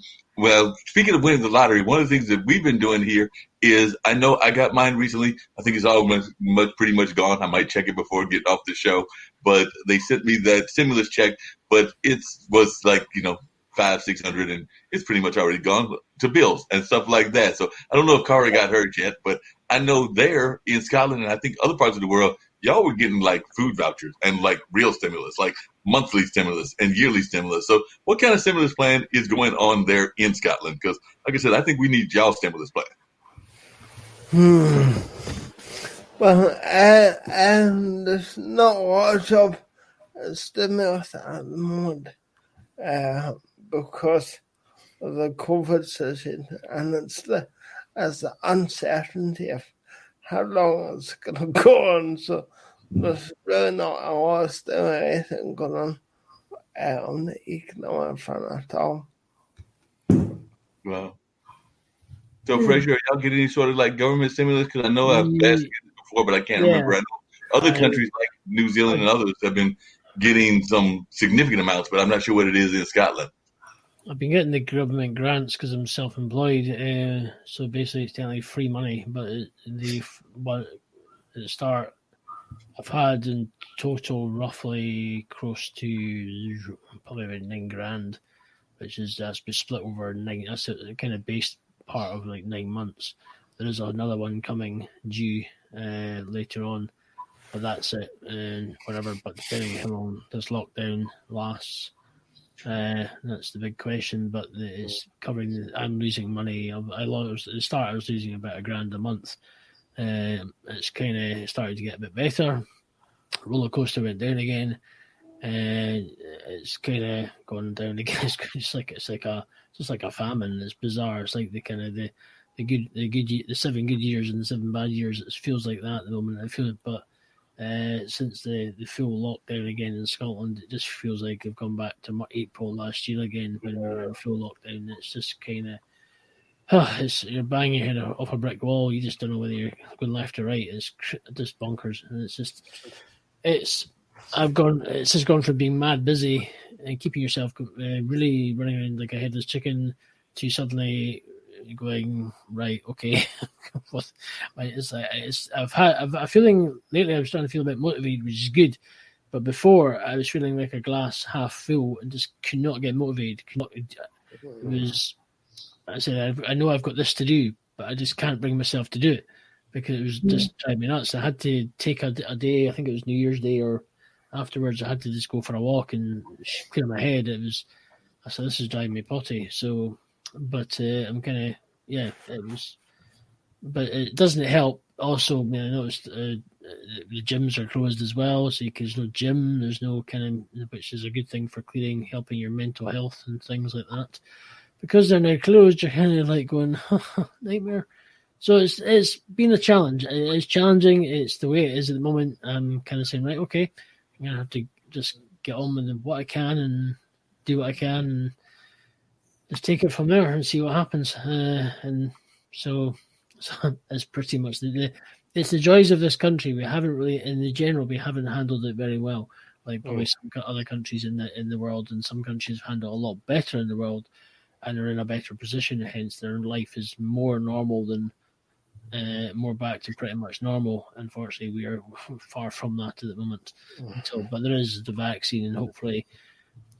For me personally, if it means having to take the vaccine, boom, and I can get back to some sort of normality, I will just go, yes, just get over the just go for it, But because it's grim. It's very frustrating, and you just don't know what you're doing. But we're all in the same boat, we're in it together, and it's just the way it's been. It's crazy. It's a lot. I don't need to. I was preaching to the choir. We've all heard it for the last 9 months. We're kind of sick of the sight of it. So I don't need broken record.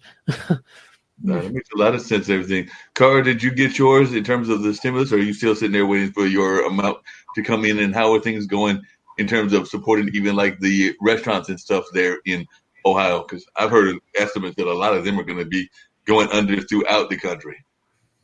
So I did get my stimulus, and yeah, went straight to bills. I didn't even see it, just went to bills. And that it is what it is. Unfortunately, just this all is what it is. And I think we all can sympathize, like Fraser, just the whole notion of, okay, what do I do? Especially as things continue on as they have been for months and months, and no reprieve. And it's so important to just be able to ground yourself. Fraser, like, you guys in Scotland, you guys can take walks, right? Like, you can go out and, like, as long as you have your mask, right? I mean, I was out walking today, but I was dropping my van off at the workshop garage to get some. I walk back to me and I walk back up, so it's fine. Wearing a mask, you don't really have to wear a mask in the street. They've sort of mandatory. At the beginning, you wearing masks in super shops. They've kind of leaned off a little bit. There's many people who don't. I wear, sometimes I don't, because I think I'm just, I just feel I want to be able to breathe. I guess at this age, it gets stuffy wearing a mask, and you just, if you're kind of, it's not, I think they've kind of leaned off a little bit over here. They're not quite as strict. I think down south they're a bit more stricter here. I think people are, it's a bit kind of, you wear it, it's mandatory. It's got mandatory, but I think a lot of the supermarkets can't enforce it because you don't know if you're exempt or not. That's the main thing. And you're not really going to walk around with a big sign and you're saying, I cannot wear a mask because I'm exempt due to this. It's just the privacy of your whatever, why you can't wear one. So it's but partly over here. I mean, Scott, before we went into a full lockdown, we were in a better condition. We weren't really that bad. There's a new variant, yes, which is obviously spreading a bit faster. Did we need to go into a full lockdown? And we were managing okay. It seemed to be working. Things were starting to get back, but they have just put the brakes on everything again. So it's really, it's not helping anybody. There's both countries, the politicians, they batter on. You want to save the NHS, which is the National Health Service, the hospitals. You don't want to overwhelm them. But if that's all good and well, which is good, not wanting to overwhelm the hospitals due to what they're of COVID, but with all the other, on the other side of the coin, all the things that you're putting on hold now, people who need treatment through mental health, people who need operations, people who have cancer treatments, whatever, are maybe being put on hold to an extent that even getting your common filling in a dentist is on hold because of COVID. So all the things that are the knock-on effect is going to then have a massive backlog onto the NHS. So if we want to try and ease the pressure on doctors and nurses, well, when this all kicks back in, there's going to be a backlog as long as COVID. And it's well, if you think a hospital would be quite clean, it's relatively, so why can't a person go in who needs a procedure done and come out normally if they're kept in a sanitary area? It's why they stopping one kind of thing, especially gym. I mean, some golf courses up here are still open. I think England were closed, but so is exercise. Everyone plays golf. But gyms were a place I was going because it just got you away. You're working out. You felt good. And it just broke that nice for a couple hours at the gym cycle. It was great. You felt a bit refreshed. It broke the cycle. And it was good. But now, it is bonkers over here. Maybe David agrees with me. I don't know, but hey. Yeah, I do know. Like, well, and to get back with your question, Mark. So I don't know, just in my immediate area, especially, we're just kind of resourceful. It's wintertime, so masks keep our face warm. So we wear our masks because we want to be warm. And so we're like silver lining, and and I'm sure it is different not having normal life and stuff over here, at least in my area. Well, I can speak for myself living like downtown. You can get resourceful. You can be outside. You can wear, your mask and be outside and just kind of whatever, exercise. Like, so there are parks and, you can kind of do body weight exercises, like on stairs, like squats or whatever, and planks and whatever, and just get really resourceful. And it's not ideal, but it's something. And I know for me, it's just a matter of an adjustment. Holidays, all my holidays were Zoom holidays, and it's not ideal because I don't know, I miss my family, my grandparents, I miss them. And, but it's just a matter of, okay, gonna wear my mask. And the restaurants, especially in my immediate neighborhood, there have been restaurants who have taken a hit. There are restaurants who simply just pay their rent, and then it's cheaper to just pay their rent and then not be open than to try to struggle bus it and open up and do carry out only. So, but there are restaurants that are thriving. They're literally shutting down their dining room, and then they open up a window, and then that's their carry out window. And then people walk up to it, and then like, bam, there you go. So I think it's a mixed bag of just,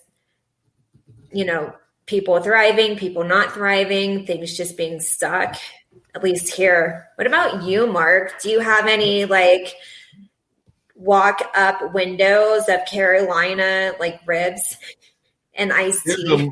There's some nice areas here to go for walks. I actually need to do more of that. There was actually a nice little park that is still open. Unfortunately, the last time I checked, Duke Gardens, which is a very lovely garden, was still closed due to the pandemic and everything. But I do know that they're opening up some things, but a lot of our art spaces are still closed. Some have actually even become more recently closed and things along that line. So, but there are still definitely folks walking their dogs and walking their animals even within the curfew times and all of that, but definitely some of the more traditional walking places, like even the place that I was talking about that I would walk, isn't like Duke Gardens is a public garden, so it's maintained by I think the Duke campus and some of the private organization that is associated with it. But then at the same time, there's another park nearby that is more just open. So I'm seeing people that are still walking there, and that's the one that I was walking at a couple of months ago and still need to get back to. But I'm not. That's what folks are doing. They're definitely trying to get out, and a lot of the restaurants are doing limited dining. So like I said, you can go into the restaurant, but you have to have the most of the chairs are on top of the desk, and only a certain amount of people can sit down. So there's very limited dining going on, but there is some dining that is happening even within the curfew and within the things that are going on. Actually, was at I hate to tell you this, Car, but I was at that bad restaurant earlier today called McDonald's. So I was over at McDonald's, and they had like some limited seating going on over there. I think there might have been like, if I were to guesstimate, maybe 5 of the tables had chairs down. The rest of them did not. So they wanted you to get your food and keep on trucking, keep on going, and things along those lines. It's interesting. Yeah. So the different folks have different views about it. Both David and Fraser, the last time I had Kara on, we were talking about, because it's an issue definitely in the States, but I don't know how much of an issue it is worldwide. I imagine it is an issue worldwide, but we were talking about a couple of things. We were talking about both food deserts, because a lot of times the poor people live in areas that don't have the kind of nutritional food that they should have. So like they'll live in areas near where the convenience stores are. They might be selling natural foods like bananas and apples and things of that nature, but they're selling them at a higher price, or they're not near the health food restaurants, because the health food restaurants are not necessarily near the more they're closer to the more affluent neighborhoods and not the less affluent neighborhoods and things along that line. And then of course a lot of cities here, the downtowns have become very gentrified, meaning that there's not a lot of folks that can afford to live downtown because of pricing and things of that nature. Is it the same kind of way there in Scotland? And this is for both you, David, and Fraser, because I'm not that familiar with a lot of the countries of the world, but are y'all facing a lot of poverty divides in the country and where people might be living? Yeah, I think it's fair to say that the big poverty divide is probably not as pronounced as it is in America, I wouldn't imagine. But there's certainly still very deep pockets of poverty here in the UK, and that's without doubt increased since 2010, and of course it's increased due to COVID. But please say that there are some initiatives that are going back trying to help feed poor people, for example, in the supermarkets, once you get through the checkout, there's always a big bin where people can make donations, and people should donate to food, so that's taken to a food bank, because food poverty is without doubt on the rise in the UK, and I had I'm interested to know if in America you've heard about the campaign by one of our footballers called Marcus Rashford, and he's led a national campaign and taken it right to Downing Street to try and get the government to carry on with free school meals, throughout school holidays and throughout times where school is not in, and that the government first they weren't going to do that, but thankfully, due to Marcus Rashford's campaign, he's managed to change their mind. So I think there's more and more children get fed at school now than ever before, which is good. But poverty is on the up. Wow. It's a shame. Wow. And what's your take, Fraser? Because like I said, you're in the cleaning business, and I know a lot, even here, a lot of our businesses, including businesses that are in that whole cleaning space, are the ones that have been impacted as well. Definitely the restaurants, definitely the entertainers, but I know a lot of folks have been impacted because there's not as many buildings to clean, and there's not as many. But then again, there's some folks that I guess are trying to have those specialty kind of cleanings that have to be done on a regular basis that have to be COVID compliant. I mean, I'm still getting no inquiry, but I suppose it's just set. I'm doing a quotation on Thursday, tomorrow actually, for a house cleaning. Needs a bit of work done, so that's I mean, there's work probably out there. You probably could do work. You could offer it quite cheap. You could lower your price cheaply, but you might end up. A lot of people are not really spending money at the moment either, so it's kind of a catch-22. And it's got to be. It's one of these things people are just holding off. But I think come the sort of springtime when the weather gets better, it'll start to hopefully pick up again, and things will be better in general. So it's just riding the storm at the moment. But poverty-wise, I mean, what Mark David was saying, there's basically food banks. They have there's the food bank which goes around people who maybe can get free food. Will donate to the food bank, which is around Edinburgh. There's points, but the food they wouldn't say is donated, but it's kind of this like your kind of high carb stuff, cheap stuff. But it's food. It's tinned. It's not the most healthiest, so it's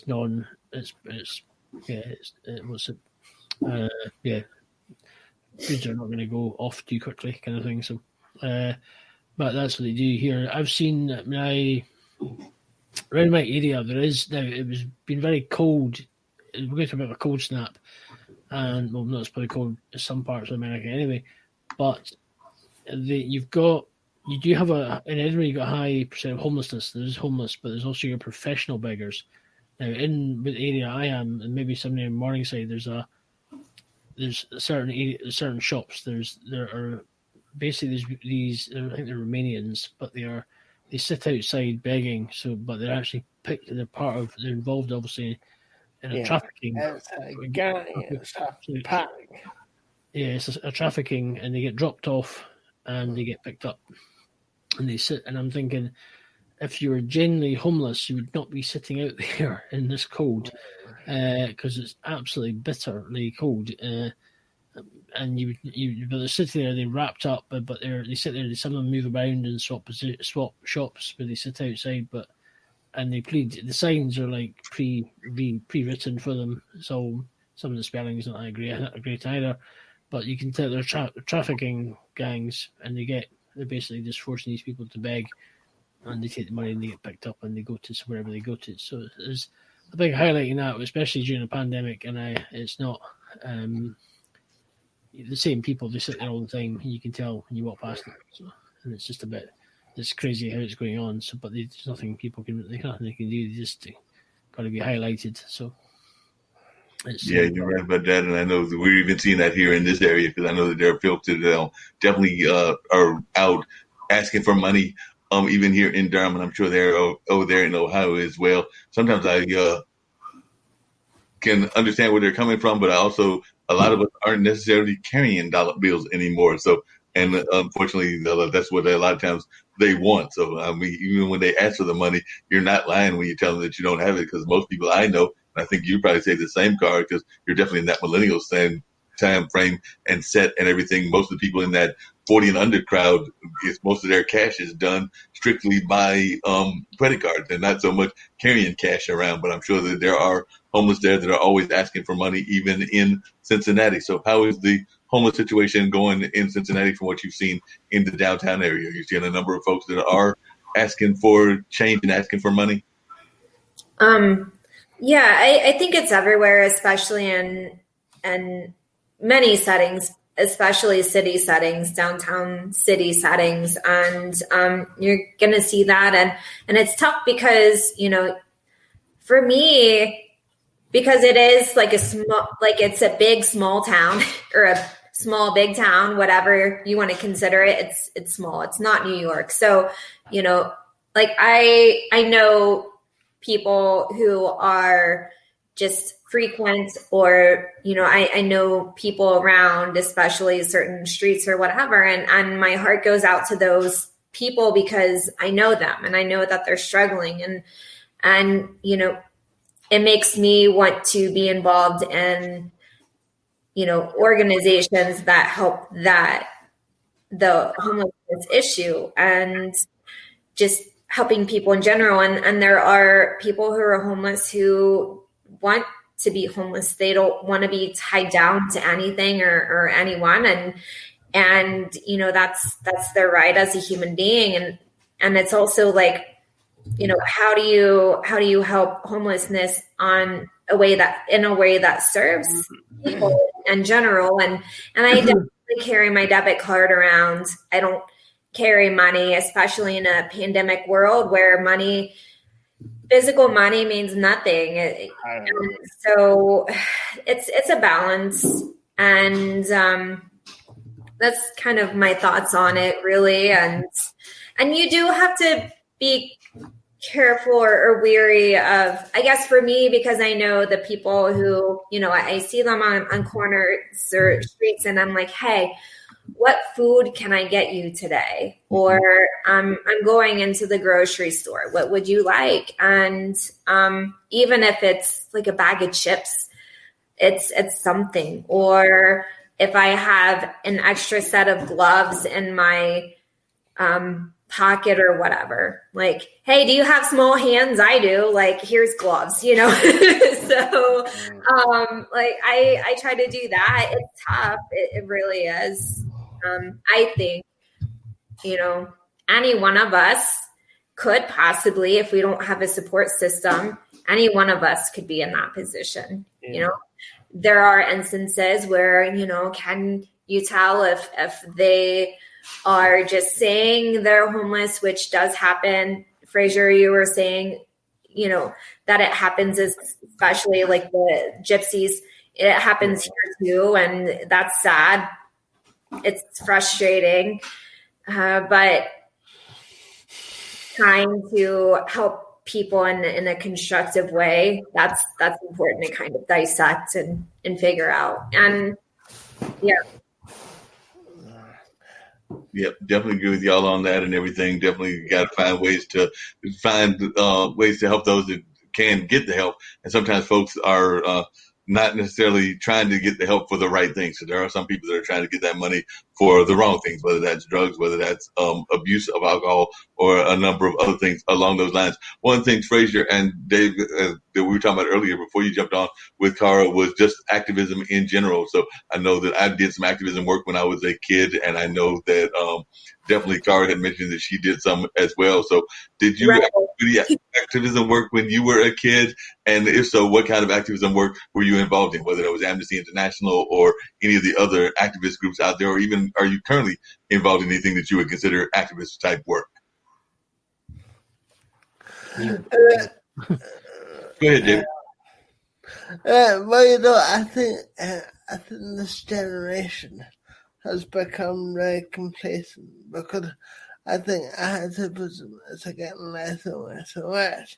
And maybe a few decades ago, you used to see thousands of people in the streets, protesting and taking action. But the people that do that, it's very, very few groups of people do that now, and I think it's a shame. I think we lose something, But having said that, I think a big protest, that took place in London just before the Iraq War.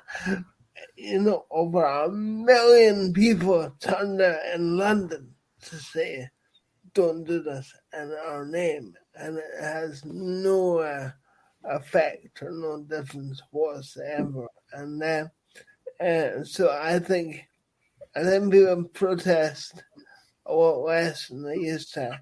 But I always kind of admire France, because there's always a protest in France about anything. And there's always something going on in Paris, and there was one time I went to the Alps, and there was the yellow jackets on every roundabout, and this is miles, days from the capital, but these people were so dedicated to their cause, and so that they've done anything for it. I think people are missing out on something now, But so activism, I think, is less than it used to be. I'm gonna have Fraser. What about you, Fraser? Never really been my thing. I know there's never really been involved or really much. Not really been my sort of never not my interest really too much about these activists and stuff. No, never something I've bothered about too much in my life. So I've seen it, but it's there. Okay. Sometimes, you can protest or activist. Let's just say the Extinction Rebellion, for example, the recent ones seem to be trying to have done a lot of damage around the world. Obviously, they may be trying to obviously fight climate change, but for the ones that they tend to sort of meet all over the world, they come from all over the world to protest. But obviously before the pandemic, they're kind of very anti. Obviously they're pro kind of keeping climate change. So how do they get there? Are they going to walk? They're going to jump on a plane? Are they going to train? All these things that contradict what they do. So it's kind of a bit weird. I tend not to be honest with you. I think there's so many protests, so many things that go on in the world, and how much effect do they really have? Probably not very, probably none really. A protest, right? Okay, it'll go on. It'll be talked about in the news, and eventually it'll just kind of disappear, and something else will happen. And I think a lot of these protests are probably a big fat waste of time. Half the time, they probably are there for a reason, but how much of an impact in the long term do they make? Probably not much. Yeah, that makes a lot of sense. That especially here in the U.S., the Black Lives Matter protests, they happen, and unfortunately, a lot of people only remember the riots that happened in some cities, not all. And, there was one riot here in Cincinnati. It was one night. It was the first night of protests. And it involved, and like, not even the protesters. It wasn't even the protesters who rioted. It was like people who just joined the party and then decided to make trouble. And then, which is frustrating because I was part of the first protest. And I was one of the people just there. And we walked around and we chanted, and at the end of the night that happened. And it's so frustrating because, that's not what it's about. However, if you get enough protests, then people do take notice. Do people notice the bad? Yeah, but a lot of people notice the good too. And for some corporations to change their policy and to also take note. Is it kind of frustrating on like a, overall level that it took a lot of protests to notice? Yes, but people noticed because of it. And unfortunately, it kind of became like a cool thing, not a right or human thing. But at the same time, at least people noticed. And, it seemed like there was good change happening. It kind of tapered off. Things are kind of shifting, perspectives or shifting, priorities are shifting. It takes people, I guess, it takes consistency. Protests, they spark curiosity, they spark a lot of emotion, and then it's up to people consistently just bringing awareness, and it takes a lot of people. So I definitely can see your point for sure, Fraser and David for sure. It's just, and I'm sure like Marc, you have your take on it all too. It's especially in it, it's different being in it and actually like witnessing it all versus watching it on the news. Mm-hmm. I've never, ever in my history of being a white female have been close to being arrested except for when I was involved in activism. And I wasn't even doing anything wrong, So there's perspective being in it, and then there's perspective seeing it.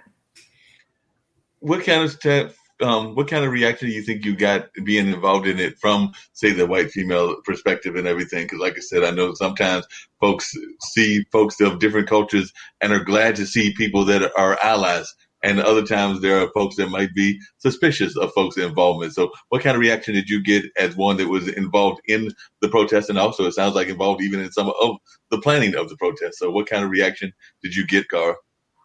Well, if you're going to be an ally, it's important to know who you're being an ally for, and to it's one of those know your audience situations, if you're protesting for racial equality and equity, it's not appropriate, nor should it be appropriate for white women or white men to be in the forefront. It's listening to what it's about, who's it for, and really just supporting those people, like the people behind it, supporting our Black brothers and sisters, just supporting people. And, if it's climate change, it's really getting behind people who know about climate change and who know how to make things happen, and really who have resources. So it's really knowing your audience. And for me as a white ally, there was great reception. And then there was leeriness, and I don't blame anyone for being leery of me showing up, with my little mask and my little sign. I don't blame people for being leery of that. I wouldn't trust it either. It just takes showing up, being consistent, listening, and being human together. Yeah, it makes a lot of sense. Definitely have to be human together. There's no doubt about that and everything. I know there's been also, you talked about the UK and the fact that the UK is got different divisions. So there are ethnic divisions even within the UK as well. And I remember historically that used to go on. Is that still going on to this day between, say the Irish and the Scottish and some of the other populations that exist? And also, how do y'all see that in comparison to what you're seeing in the States with Black Lives Matter? So I guess I'll toss it to you first, Fraser, and then come to David. But I do know that then historically there were some ethnic divides there as well. I wouldn't say probably as well. Partly yes, there is, and partly there's not. Recently, there has been Black Lives Matter protests were up in Edinburgh, in areas of Scotland. Plus, there were more the ones they had to get some resistance more from the people who are preventing them damaging the statues and things like that, or trying to take down, had links to slavery. Between the Scottish Irish, maybe, but I think more there has been, not due to the people, but certain more if you were an SNP supporter or kind of independence. Kind of more, there has been more of a sort of stir between Scotland and the English and the rest, but which is kind of they're more your kind of activists in a sense, or kind of strong want independence, which hasn't helped, and it's not really been helped. It's actually subtly fueled by our First Minister Nicola Sturgeon, the way she constantly. It's almost like a constant gaslighting. It's constant, yes, want independence. We should be doing this. We didn't vote we didn't want to come out of Europe. I mean, okay, I voted leave the EU, but it means the way they go on about it, saying it was the whole of Scotland. It's not the whole of Scotland, because if you do the maths, it was 60-odd% to 30-odd%. So 30-odd% voted yes to leave the EU. So it's not just the way they perceive it as it's everybody. This is not what's good for the people of Scotland. They're thinking, hang on a minute, I'm not in that group that you are talking about. And it just gets so far. People are, and the hidden, due to having a pandemic in this country, their hidden agendas, they're trying to, the independence is always, they may have sort of put under a wee rock temporarily, but behind the scenes it's still there. And they're just going to go back to talking about the same broken record again. And that's the problem. And I don't think that's the thing that's been happening recently, is because of the hatred. And technically they've brought it into law, but how technically in law is that you can't travel over the border to England unless kind of thing, which is it's only essential travel, so it's literally keeping it state. You just can't go anywhere really. But there's still flights going in and out of places, so it kind of defines the point a little bit. So there has been a touch of it over here, maybe of recent, due to the gripes between the UK government and the Scottish government. It's the devolved parliaments, so it's not the full. Even the UK government has the full authority over the UK, so they could say, right, we're scrapping the Scottish Parliament. That's it, getting rid of it completely. So you could do that, but So recently. It has been over. I mean, it's been a weird. 2020 has been a weird year. Totally. I mean, not just the pandemic, with the things of George Floyd and that's all kind of kicked off. And I mean, you think in the middle of a pandemic, everyone's rioting and protesting. It's probably no wonder why cases and everything is going through the roof. So, so it's been a lot of things. Maybe the pandemic's come at a wrong time or the right. I mean, I'm going to say wrong or right time. I don't know. Not ideal, but maybe as a lot of people talk about on YouTube, is it a great reset? It's maybe resetting the whole world, and maybe the things were just getting out of control, and it's made everything stop, and it's having to reset everything and start again in some way or form. So that's probably why it's happening. But I suppose it's like they say, there's no right or wrong answer, no right or wrong thing. Things happen for the right reason, whether it's right or wrong, or happen at that time. You know what I mean? So it's nothing, just unfortunately. It's this last year was just, everything kind of just fell. And if it wasn't for you do wonder. I mean, if the pandemic wasn't on, would have that incident with George Floyd ever happened? Probably not. Maybe it would have. It's things that probably happened last year. And you think would have happened if it wasn't the pandemic was around? Probably not. But the pandemic, maybe you just don't know. You don't know the answer.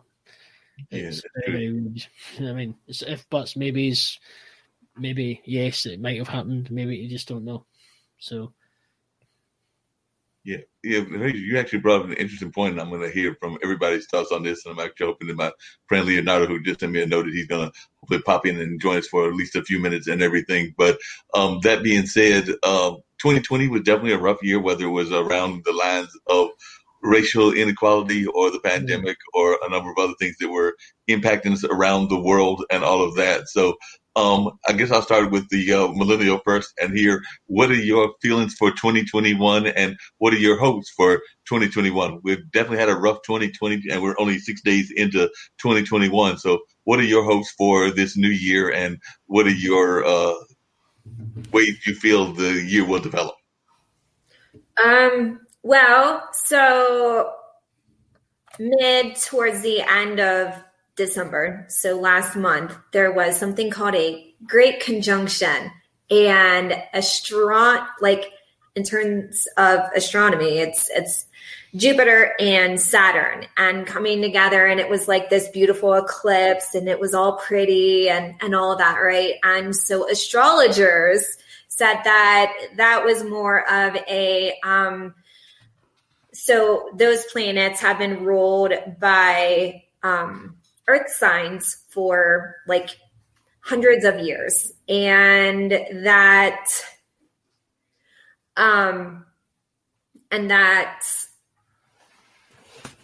was more like materialism and whatever. And then this next decade is ushering in more of like peace and communication and just understanding. And I really feel that that's kind of what's happening. A lot of last year was a bunch of being fed up of everything, stuff that's already been happening. George Floyd happens often in different ways, in different forms, with different people. And, just everyone being fed up. And so what are we going to do about it? And 2021 is, it's going to be different. It's already feeling like it's carrying off from 2020, and we're kind of like, how do we deal with it all? So.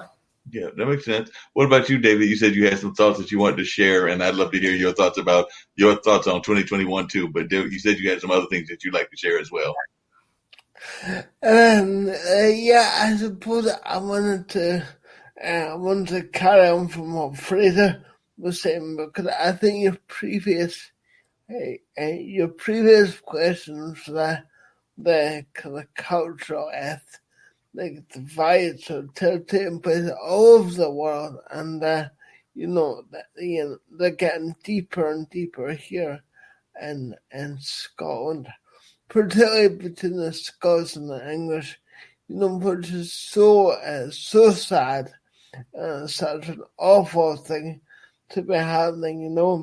The SNP have one policy, and that's to break up the country, and and every opportunity they get, is seen as an opportunity to get a one-up on, the Westminster government. And we've seen even through the handling of this pandemic has been a lot of it, it's been a lot of one-upmanship on the government and this. And, it's a really ugly thing. And, in 2014, we had, as you know, an independence referendum, and we voted to stay in the UK, and at that time, it was not a nice debate. It was not a lovely, it was a really ugly time for a lot of because people on both sides of it are as passionate and annotated about it as ever. And my fear is, I don't think it will become reality, that within the next year or two, we're going to be doing it all over again. And it's a really nasty, divisive, ugly thing. And so I think racial tensions, were kind of antipathized by George Floyd, but they're actually everywhere. And it's about nationalism as had it all over the world. So hopefully, though, moving on, though, hopefully, 2021 will be a better year, because, it has been pretty awful in 2020 for a number of reasons, of course, of COVID. And, but I think there's some great things have happened. Okay, the pandemic's been rubbish, but we've seen a lot of great humanity at its best as a direct result of the pandemic. And people have, some people have come together like never before with built relationships and friendship, and I think that will continue, on into future years. And I suppose it just remains to be seen how much it's going to change our culture and the way that we'll live our lives, because I think it has changed things forever. So. Yeah, definitely. What about you, Fraser? What are your thoughts about which way things are going to go in 2021 and what your hopes are for 2021? Well, let's get out of lockdown first. That'd be a start. Where things are going to go? Oh, crumbs. It's going to be a bit of a. I'd probably say I'm hoping if we can start getting things open. That's the big question. If we can start getting businesses open, start moving forward, which will help make things happen. That's the big question. I think the big question is it's all regarding the vaccines. The big question: how fast can people get it? How fast can people take it, for example, and basically start to function again? Can they start stopping people from working at home all the time and get people back into the offices? So it's the knock-on effect to people like cleaning companies, people to go and buy lunches at coffee shops, to go and buy their lunch. It's helping getting the things moving again. That's probably is the big picture, is getting things moving, because that would just be, if we can just get things moving again, that would be the best. I don't care whatever else happens, as long as just getting functionality back would be great, because I think people, especially the restaurant industry, the hospitality, they're crying out for it to be opened and be able to basically get back to working, So I think it's in fact, just getting back to some sort of normality, whether it would probably be the better option. And then 2022, fingers crossed or whatever, it's things will start to be more to what they were before we all had this kind of crazy nightmare and Happy New Year, but Happy New Nightmare Part 2 kind of thing. So it's kind of, I think that would be my hope, just to kind of, it's difficult in my head, thinking what can I want to plan, what do I want to do, difficult to really do anything. Just taking today, it's today, tomorrow's tomorrow, so I can do. Can't really think too far ahead, because simply we don't know, because the government is the ones that are holding all the cards at the moment. So, and it's just really making it until they say yes, they say whatever, we can then start doing whatever, getting things moving again. But unfortunately, that's the dire question at the moment. It sounds a bit grim, but it's just reality, I suppose. Yeah, that makes a lot of sense. I'm going to reveal some of the clues for our other mystery guest, the one that's international and all of that. And then I'll see if Leonardo pops in as well. As I said earlier, I was actually texting him while listening to y'all on LinkedIn. But definitely one of the quotes that this person says, "Courage, I have shown it for years. Think you should lose it at the moment when my sufferings are to end." So that's one of the quotes that this particular person said and everything. They also said, "No one understands my ills, nor the terror that fills my breast, and who does not know the heart of a mother." So they must have been a mom. And they said also, "I have seen it all, I have heard it all, and I have forgotten it all." So definitely they knew all of that. They've heard it all, seen it all, and forgotten it all. And they said, "There is nothing new except what has been forgotten." There is nothing new except what has been forgotten. And a U.S. city somewhere in this great United States is named in honor of this particular person as well. And they were born, and I think I misspelled this, that forgives me, but they were born an Austrian prince. And her towering buffoon hairdo once sported a battleship replica. So somewhere in that hairdo was a battleship replica and all of that. So that's a little bit about them. They were also 14 when they married their husband.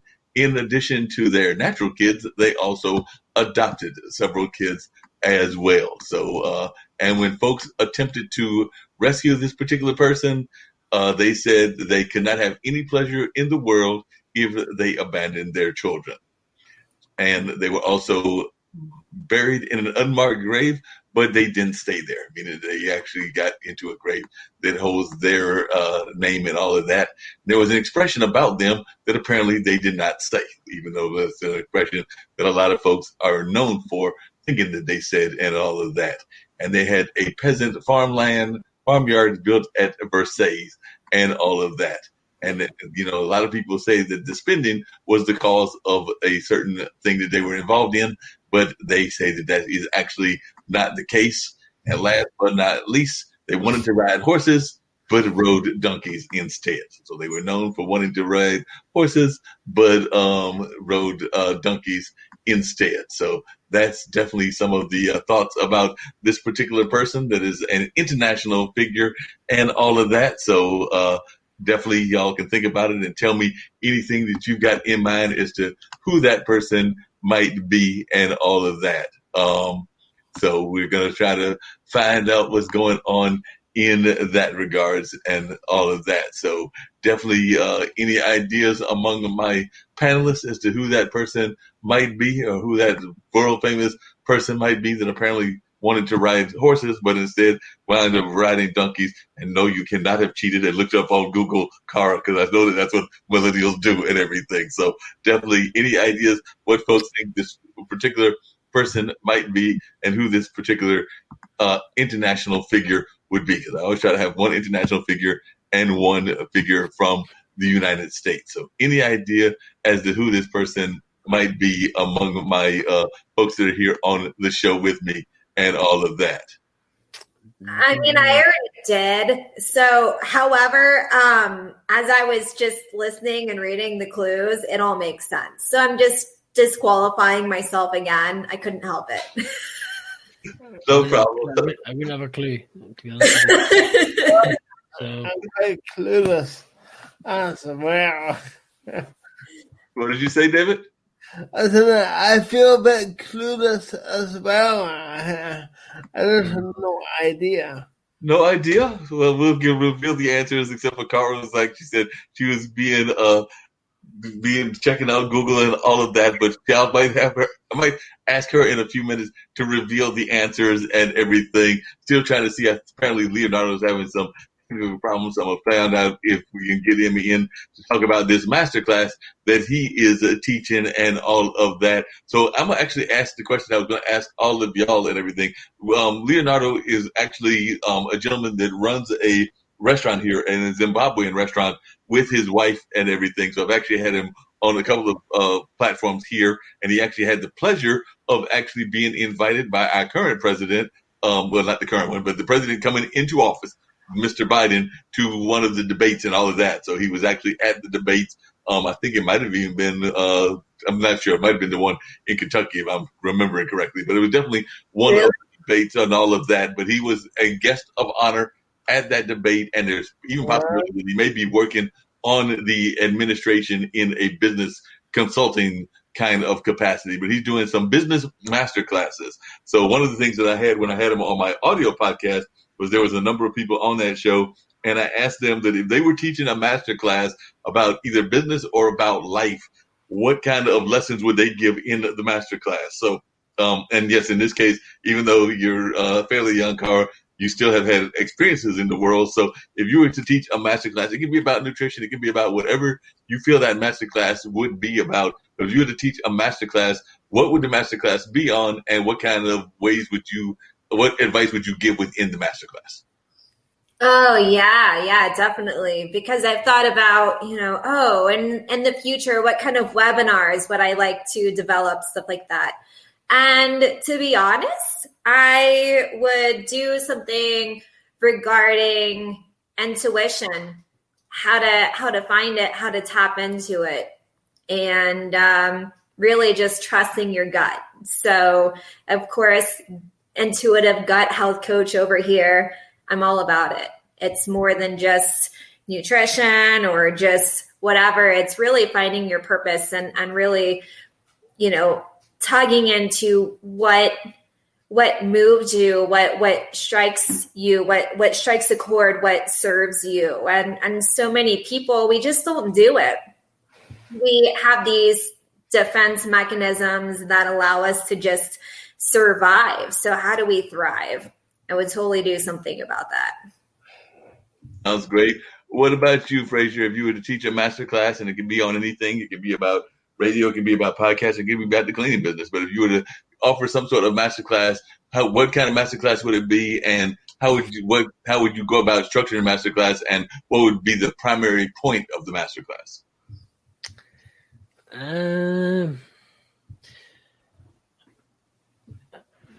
I suppose it depends on my own experience in life. I still looking at, and part of the sort of 11, 12 years of being self-employed, I was looking at what I've had to achieve to get to where I am. I'd probably masterclass some people who tend to, I'm guilty of it, is they want this, they wish that, they want to achieve that. And they're kind of still, there's a lot of people who are still stuck. People I've known, I've seen, they're still kind of stuck where they are.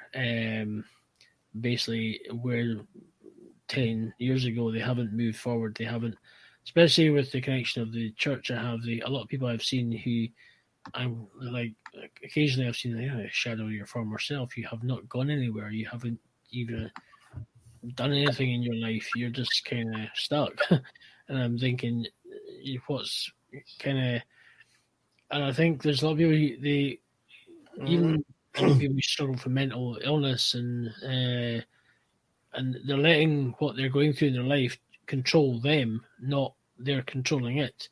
So they're not going in and not moving forward in life. They're not achieving anything. They're just stuck in a circle, and just going round and round. And it's more just to try and say, it's teaching somebody to say, well, try and, I suppose you can take a horse to water, but you can't make it drink. So, and it's trying to do something to them to say there is ways. I mean, people who moan about their problems in their life or what's going on, well, you can change it if you want to change it. It's your future. It's up to you. You can write it. Tomorrow you can change that from tomorrow if you choose to. And I think there's a lot of people like that who just don't want to change. They're just happy just to gripe and moan about what's things. I'm guilty of things, and but sometimes it's just nice to have a vent, just to kind of clear the head. So you just whine about it. You whine about it just to clear the head, because it's the only way to release it. But there's a lot of people who just constantly have the same problem. They've never moved on. They won't listen to the advice that's around them, or the people, they say, well, I challenge people, what do you want to do? I mean, you obviously, if you're struggling with your job and your skills you have, create something else, do something different, create. I mean, this is the time now to try and create and think outside the box a little bit. While things are closed, but that would probably be what it's on, is trying to tell people, well, listen, here's your opportunity now. You have a choice, and I say to people, do you want to be in the same where you are right now in 5 years' time? Especially if you're hitting the age of, I'm 45, and there's people who are hitting the 40 mark. I know, and I've said, well, you're 40. You've got the best when you hit the 40 mark. You've got the best part of 25 years or so before you retire, roughly, if you retire. And where do you want to be in 25 years? You think, when you think you're 20, 21, plenty of time before I hit 40. Yeah, before you know it, it's on your doorstep. You are turning 40. And then you think, oh, crumbs, that's 25 odd years. That's going quick. What am I going to do? Because you've got to think of your next part of the chapter in your life. So, I think that's what you need to teach them. That would be the masterclass, and trying to say, well, trying to achieve that, and where are you? What you could end up, you'll be 65, and you think, what have you done? You're still in the same boat, same position. You haven't moved anywhere. You haven't achieved anything. You've just moaned about it. You just said, I want this. I wish that. I haven't tried this. And you wonder, well, did you do anything about it? No. Well, you've only got yourself to blame. And I think that would probably be the class I do. I hold my hand up. I still find it difficult, but I'm trying. I'm pushing the boat out the best I can. And I think that's probably one thing to get to the point. I'd probably do a masterclass on that. Anyway, just to run a roundabout way there. Sorry. If you were to teach a masterclass, what would the masterclass be on and all of that? I've always wanted to try my hand at motivational speaking, because I had a very difficult start in life. I had a real difficult education, and of course, I'm sure you'd understand when I said I've overcome, my fair share of barriers and stuff to achieve, academic and through sports. So I think I would like to, and I suppose going on what Fraser's just talking about, to encourage people to, to make the changes in their life that they have, because there's so many people don't realize that where they are, that they're there because they're choosing to be there, but at the same token, they could choose something different for themselves, but they just don't have that knowledge or that feeling. They're scared or something. So yeah, I would like to do more, kind of motivational speaking class. But at the same time, I would also teach a big dose of gratitude, because people are so, people just have no idea how blessed we are here in the West.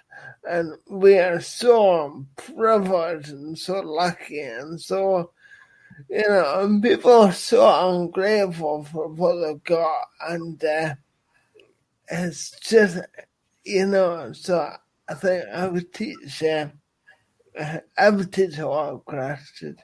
I love the saying that, the struggle ends, but the gratitude begins. It's absolutely true, yeah. Well, sounds like that would be a great masterclass, no doubt about that. And by the way, I'm going to bring up the screen as a screen share so that y'all can see what Leonardo is offering. And it's not till the end of the month, so hopefully I'll get a chance to talk to him and bring him on later on so that he can actually give a more updated version of what he's doing and all of that. But while I'm bringing that screen on and everything, and since nobody in the fan base seems to be wanting to answer and everything, I'm going to let the millennial answer, since she was doing that whole cheating thing and everything, as to what that first one and everything. So that first one that was in going on and all of that. Can you tell folks who the first person was in the sense of who that was in the sports person, and the clue for that particular sports person? I'll try to bring. We're breaking it wide open, right? Oh, we're going back. Okay. I can say his name. Yes, go ahead and say his name. Okay. It's Fran Tarkenton. That is correct. No, it is Fran. His name is Fran. Oh, Francis. Okay, that makes sense. Yeah, Fran Tarkenton, but yes, Fran Tarkenton. Know him as Fran Tarkenton. So yes, you were absolutely correct. Fran Tarkenton was the person I was looking for in that category and all of that. So definitely that's who I was looking for. And for the second person, the historical figure and all of that, go ahead and you can tell folks who that person is as well. And this one actually surprises me. And I'm going to tell you why it surprises me. David? Yeah. David, where did you say one of your favorite countries is? Favorite countries. Doing this show other than Scotland. What other country have you mentioned doing this show? France and America. And who is known in France as kind of a leader of the rebels? We know the rebels in France. She didn't say it, but I don't know. let them eat cake. Exactly.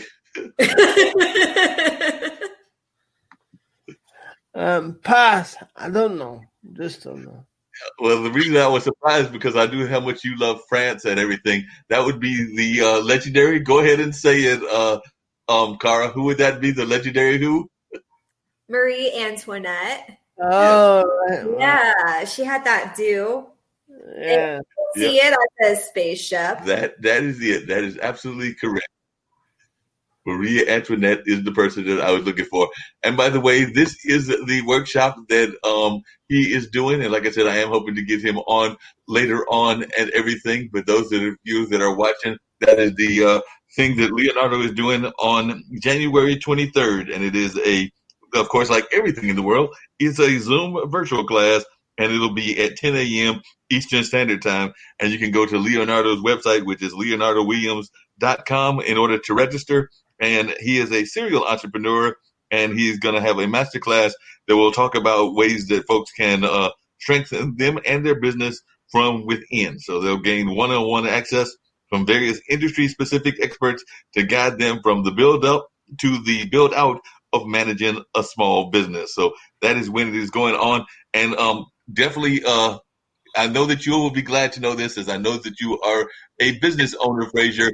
It is absolutely 100% that magic word that all business owners like to hear, free. Hey. It is free. It's all right. Hey. So on January 23rd, it is a free thing that is going on in that regard. So hopefully you will get a chance to check it out and join that workshop. And I know he's always giving great advice and all of that. So definitely just letting you know that it is free. And it is something that you might want to check out in that regard. So definitely we've got a free event going on, and hopefully folks will get a chance to check it out and to join it and everything. And like I said, Leonardo will be joining us. He was hoping to join us today, but like the wonders of the world, the internet did not want to cooperate. His laptop did not want to cooperate. And I know that Kara can relate that sometimes things do not want to cooperate when you want them to cooperate. So sometimes you just have to roll with the punches and all of that. Now, I'm going to pivot just a little bit, and we're going to wrap up very shortly because I got two questions. One is a very easy question for everybody, but the other one is one of the things that you don't know, Fraser, or you, David, is that Kara is not only a wonderful person, but she's also a owner of animals, namely two cats, and a cat and a dog. So I think we heard the dog barking in the background earlier. We did not hear the cat meowing or anything along those lines. So that being said, I wanted to find out from y'all if y'all are pet owners as well, and if so, what kind of pets do you have? And then Kara will tell you the names of her dog. The dog's name is Henry. Right? I don't remember the cat's name, but the dog's name is Henry, right, Kara? Henry and Rita. Henry and Rita. All right, so we got Henry and Rita. So Dave, got any pets? No, not at all. I got a couple of house plants, and that's about as much responsibility as I can shoulder. They do take responsibility, those animals, no doubt about that. And everything. You said they're not even real plants. You said they're fall plants, so they're like the plants that don't have natural life and everything. So, Yeah. what about you, Fraser? Got any dogs, cats, fishes, birds? Don't have any pets, but I have had pets in the past. Or so I was growing up with a family of pets. When I was younger, we had a cat called Snowy. I had a dog, a West Highland Terrier called Trixie. I had another couple of cats down the line, one called Pepsi, and we had a cat I got from a rescue centre called Sooty. So we had quite a few animals down the line in the past, and the last one that passed away was Sooty. She was 18. We had to get her put down, so it was kind of just the thyroid was going as it does in cats. So, but yeah, so not glad. I think not any pets for a long time. So I think it's just you got to have if you having pets, you've got to be able to afford them. Plus, you've got to be able to have the time to either walk them or whatever kind of thing. You've got to have the time to do all these things, and look after them. Mm-hmm.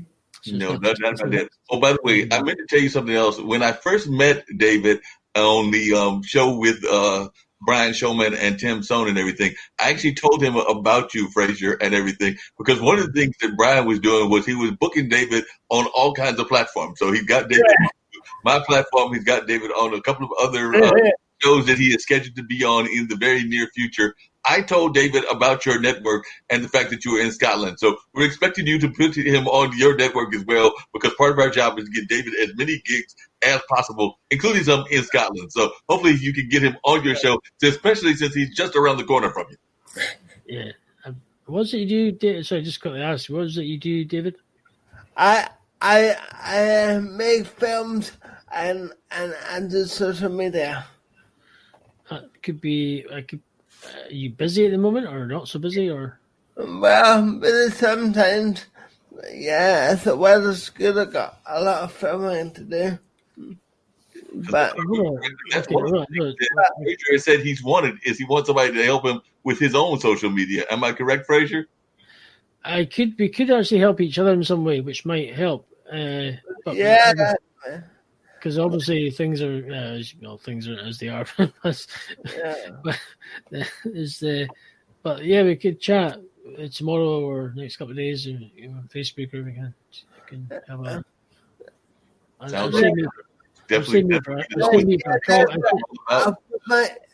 I'll put my LinkedIn profile in the chat so you can contact me there and send you a message on Facebook Messenger or something. That's probably yeah. Sounds like a coffee. Kara, before we get to the last question and everything, would you tell the folks a little bit about your cat and dog, Mr. Henry and Miss Rita? Like I said, we've had the serious discussion. Now it's time for a little lighthearted fun about the animals, and I do know that Henry is probably over there ready to get his meal on, as well as Rita's probably sitting there going like, I need some water now. And Kara is still over there talking to that man from North Carolina for the second time in 3 days. I'm really getting tired of this. Well, Henry is a stressed non-eater. He doesn't eat when he's stressed or when he's not getting attention. So he's fine. Like he's been showing off and playing with his toys. So you might have heard him scurry across the hardwood floors in the kitchen. He's just trying to tell me he's still around. And Rita is not the biggest fan of Henry, but she tries because I'm her food source. So she tries. And yeah, so she was kind of underneath the kitchen table, kind of looking at him like, a street fight's going to happen, but they're doing all right. Yeah, and actually, Rita, she wants to know where those ribs, North Carolina, the Carolina sauce. She wants to get the she wants to get some North Carolina ribs. Yeah, we might have to make that happen for Rita. North Carolina ribs. Maybe I think she might want some North Carolina fish because we do have catfish here in North Carolina. So there are a couple of good dishes from North Carolina that Rita might be trying to get very close to, because I know definitely but I can't see Rita really getting with like venison. I know that you're all right with the deer meat, but I don't think. She tries with the game. She tries with the wild game. Yeah, I would get her like fish. If someone I knew was fishing and they brought back a fish, she would use it as like a toy. So she tries. She doesn't quite know what to do with game. Wild game. How to handle the game fish and all of that. So we'll have to see about getting her some barbecue, as well as some of the North Carolina catfish and a number of other North Carolina dishes that we know that cats love on a regular basis and all of that. Now, as we wind down everything, the one thing that I always ask everybody on all the shows is to give like a positive thought, a positive message that they would like to share and all of that. And that's what I do on the audio podcast, as well as the online dinner party, as well as a number of other things that I'm involved in. So if all of you can start off and tell us something that you would like to share with the world, because, IBM TV is a worldwide platform. So we've got folks listening in Australia, listening in India, where one of our kind of executives lives at, as well as listening in places like London and Malaysia and a number of other places around the world. So don't feel that it just has to be advice for Scotland and the United States. It can be advice for the world. So, Fraser, I'll start with you. Any words of advice that you would like to share with the planet? I would say at current times, keep going, because just whatever you have to do to break the cycle in your head, or whatever, if you're in a slightly underprivileged situation during the current times, is just find something that's going to distract you. Figure out there is things out there you can do to create if you are maybe have been hit in some way regarding the pandemic. But just to keep going forward, yes, there's places in worse situations than I am. And I would say, there is ways of making money out there. There's ways of surviving. You just gotta try and get the focus a little bit, as much as it's easier said than done, and it is hard work. And there's days you will get when your head just goes and you're kind of, it just goes, but find somebody, even if you have to vent to somebody, anything, that's my encouragement. Just keep going forward. Tomorrow's tomorrow. It's a new day. And just try and break the cycle, calm yourself down, and then figure out a plan. And I say that because I'm going through it. I've had to do that. And just, it is, just keep going. That's my best. And it's, as I say, take one day at a time in the position you're in, and just try and think outside the box as much as it's hard, but just keep doing it and keep going forward. That's that makes a lot of sense. By the way, I know David said it's getting late over there where y'all are and everything, and I'm always horrible with time differences. So I know that it's about 7 here in Durham, North Carolina, with 47 to be exact, and I imagine that it's probably Cincinnati is an hour behind it, so it's probably like about. Nope, it's the same. It's the same. That's right, it is the same. Y'all are at the same time, so it's 6:47 there as well. And then, what is the time in Scotland? I know it's late and everything. So Dave, I came on here about I came on at 1:30. And everything, but Fraser, you can tell us the time, and then Dave, what you give to folks? I came on at 9:30. It's now 9:45. So. So it's nearly midnight. So. Gotcha. So what time is it over there? It's 11:45, 11:45 to midnight, nearly 10 to midnight. So it's basically it's almost nearly tomorrow. Gotcha, nearly tomorrow there. So, David, what is your thoughts? Any words of advice that you want to share? That I think I've said fairly, this COVID pandemic as a drag, but if you think that in our overall lives as a blip, as a tiny It's in a tiny period of time, and it'll be over before I know it. And and look at the great things that have happened. Okay, it's a drag, but people have come together, people have supported each other, they've built great relationship. It's brought out the best in humankind and the best behavior in people, and it's brought out enormous amounts of kindness, and we should absolutely celebrate that and take it forward into the next phase of whatever life brings, because it'll come around very quick, and we'll look back on this really soon, and it's just a tiny drop in the ocean. So yeah. Wow. Some great words of advice and everything. Kara, what are some of the things that you would like to share with people as well as we get ready to wind everything down? But what are some of the things that you would like to share in the sense of a positive message and all of that? Yeah, take time to recharge. Truly recharge. Don't just deflect and watch marathons upon marathons of Netflix. Truly recharge and just take time to just breathe and kind of sit in the silence and the stillness of where you are and really reflect on that. Feel your feelings. Notice your thoughts, address all that. Really take time to recharge. Go for a walk. If you can, if it's open, go to woods or nature preserve or something and just take time for you. It's, every year it's a long haul, this past year especially. And if we're lucky, life is a marathon, and just take time to recharge.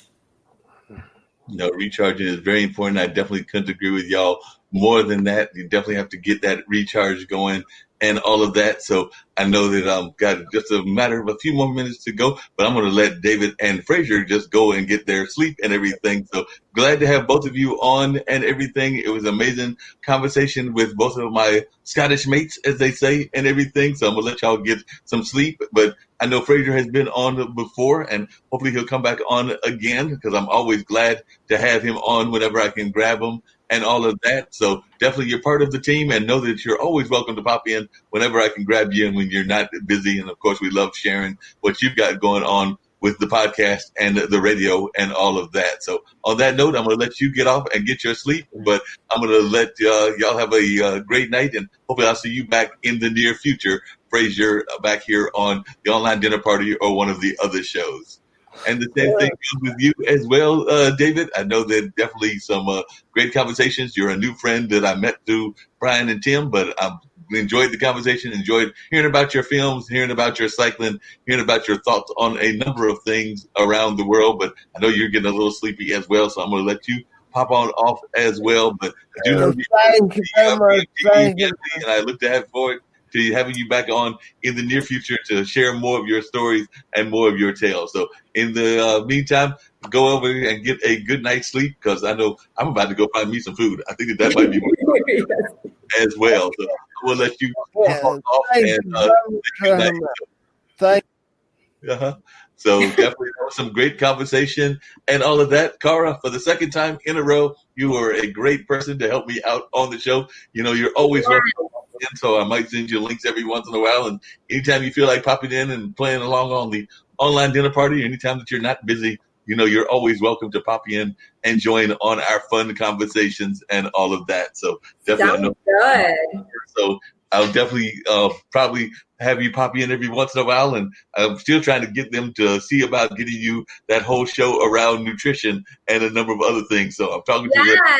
Yes. How's that going, by the way? Since we're live and on the record, how's that going? I have not had the official conversation, but there will be one. But I think we have a meeting of our staff on Friday. So, and I'll probably give Kim, our leader, a call later on. That's the one that you haven't met yet, even though I did send her an invitation. But I think that, like I said before, your infectious personality, I don't see why they would not want to have you on and all of that. So we're still going to try to recruit you on. And I do know that, as my good friend Zach, who does our funk music with Zach, says, we've got some great content. We do have our young lady from South Africa who is in her mid-20s and everything, but we don't have, in my mind, enough shows of those in the under 40 category. So you would definitely fit kind of a youth model that we need to have more of. So definitely, I think that there are some strong possibilities of you getting a chance to do that. Like I said, I've got it cleared with the forces that be, the powers that be, and all of that. But I don't see why they would argue with me in this regards and everything. So don't worry, I'm still fighting, still trying to make it happen, that you get some sort of nutrition show, and maybe we'll add some other wellness elements and some other things, because like I've noticed, you also have some great thoughts on a number of important issues that are out there on a regular basis. So definitely, I think that you would be amazing. But like I said, I'm just one vote and all of that. And by the way, one of the things that we do just as I wrap up the show finally and everything is, in addition to having the names, we also flash a picture of those mystery guests as well when I can remember. So I remember this time. So this is a picture of Maria Antoinette. So here's Maria Antoinette and all of that. And this is a picture of a much younger Fran Tarkenton. So that is Fran Tarkenton, the quarterback of the Minnesota Vikings, which is, by the way, that was the clue, or one of the clues, is a team that I have rooted for a number of years. And yes, they've been to the Super Bowl 4 times. I did not see all 4 of the Super Bowls, but they lost 4 times as well. So they have not had a good track record. So one of these years they'll do good. I know one year I was rooting for them, and Randy Moss was playing, and they were almost undefeated and then managed to lose in the playoffs. So with those and everything. So hopefully things will change and get better in that regard. So I don't know what you're having for dinner. I think I'm going to run off to one of these area restaurants. So what's going to be dinner for you and everything? Mark, really? Mark? Yes. You're going to have to, like, healthy, right? Healthy. Protein, fat, carbs. Healthy. And I keep not getting healthy. What can I get healthy? I think what's nearby me that's healthy, because stir fry is not going to be healthy. That's the Japanese restaurant. Oh, wait a minute. The Korean restaurant, they're near me. They have noodles and greens and stuff. That's actually pretty healthy. I'm going to go to the Korean place. Huh? Yeah. Hey, or like, I don't know. Yeah. You've got this. You've got to figure something out. But I actually, it was kind of funny. Halfway through, I was like, it is a dinner party. I wonder if you'd be okay if I just like up and started making tortillas. Like, that would have been perfectly fine. One of the best dinner parties we've had with the online dinner party, and they actually spun off and got their own TV show, was our teachers. And they actually came dressed up for the dinner party. So they came dressed up and they brought their drinks. And yes, some of them did have food on their plate. So it is a dinner party. So yes, you will get my silly trivia games. You'll get all kinds of engaging conversation.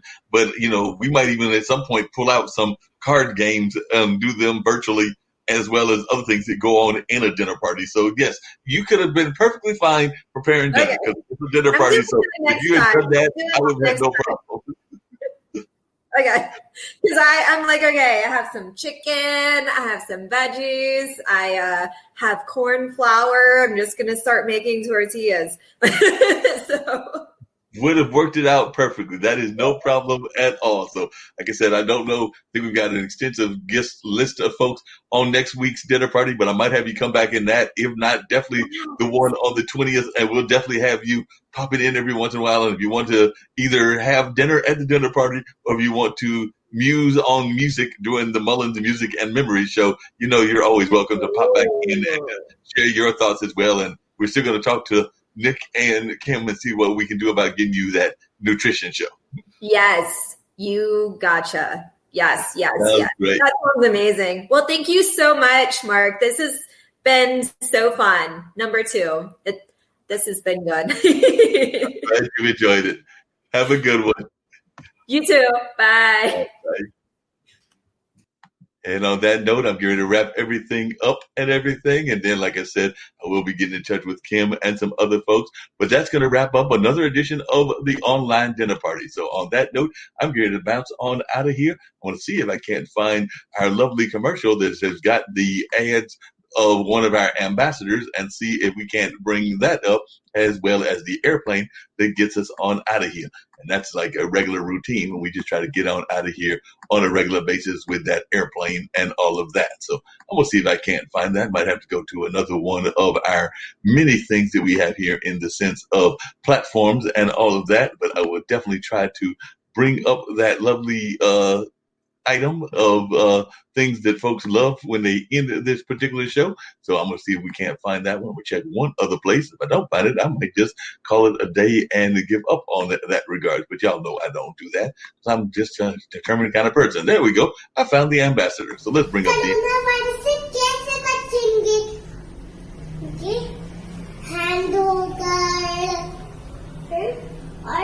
और ऐसे अपने खांसी जब आएगी तो ऐसे करेंगे अच्छू अच्छू और कोरोना वायरस को धन्यवाद हमारा म्यूजिक सुनने का।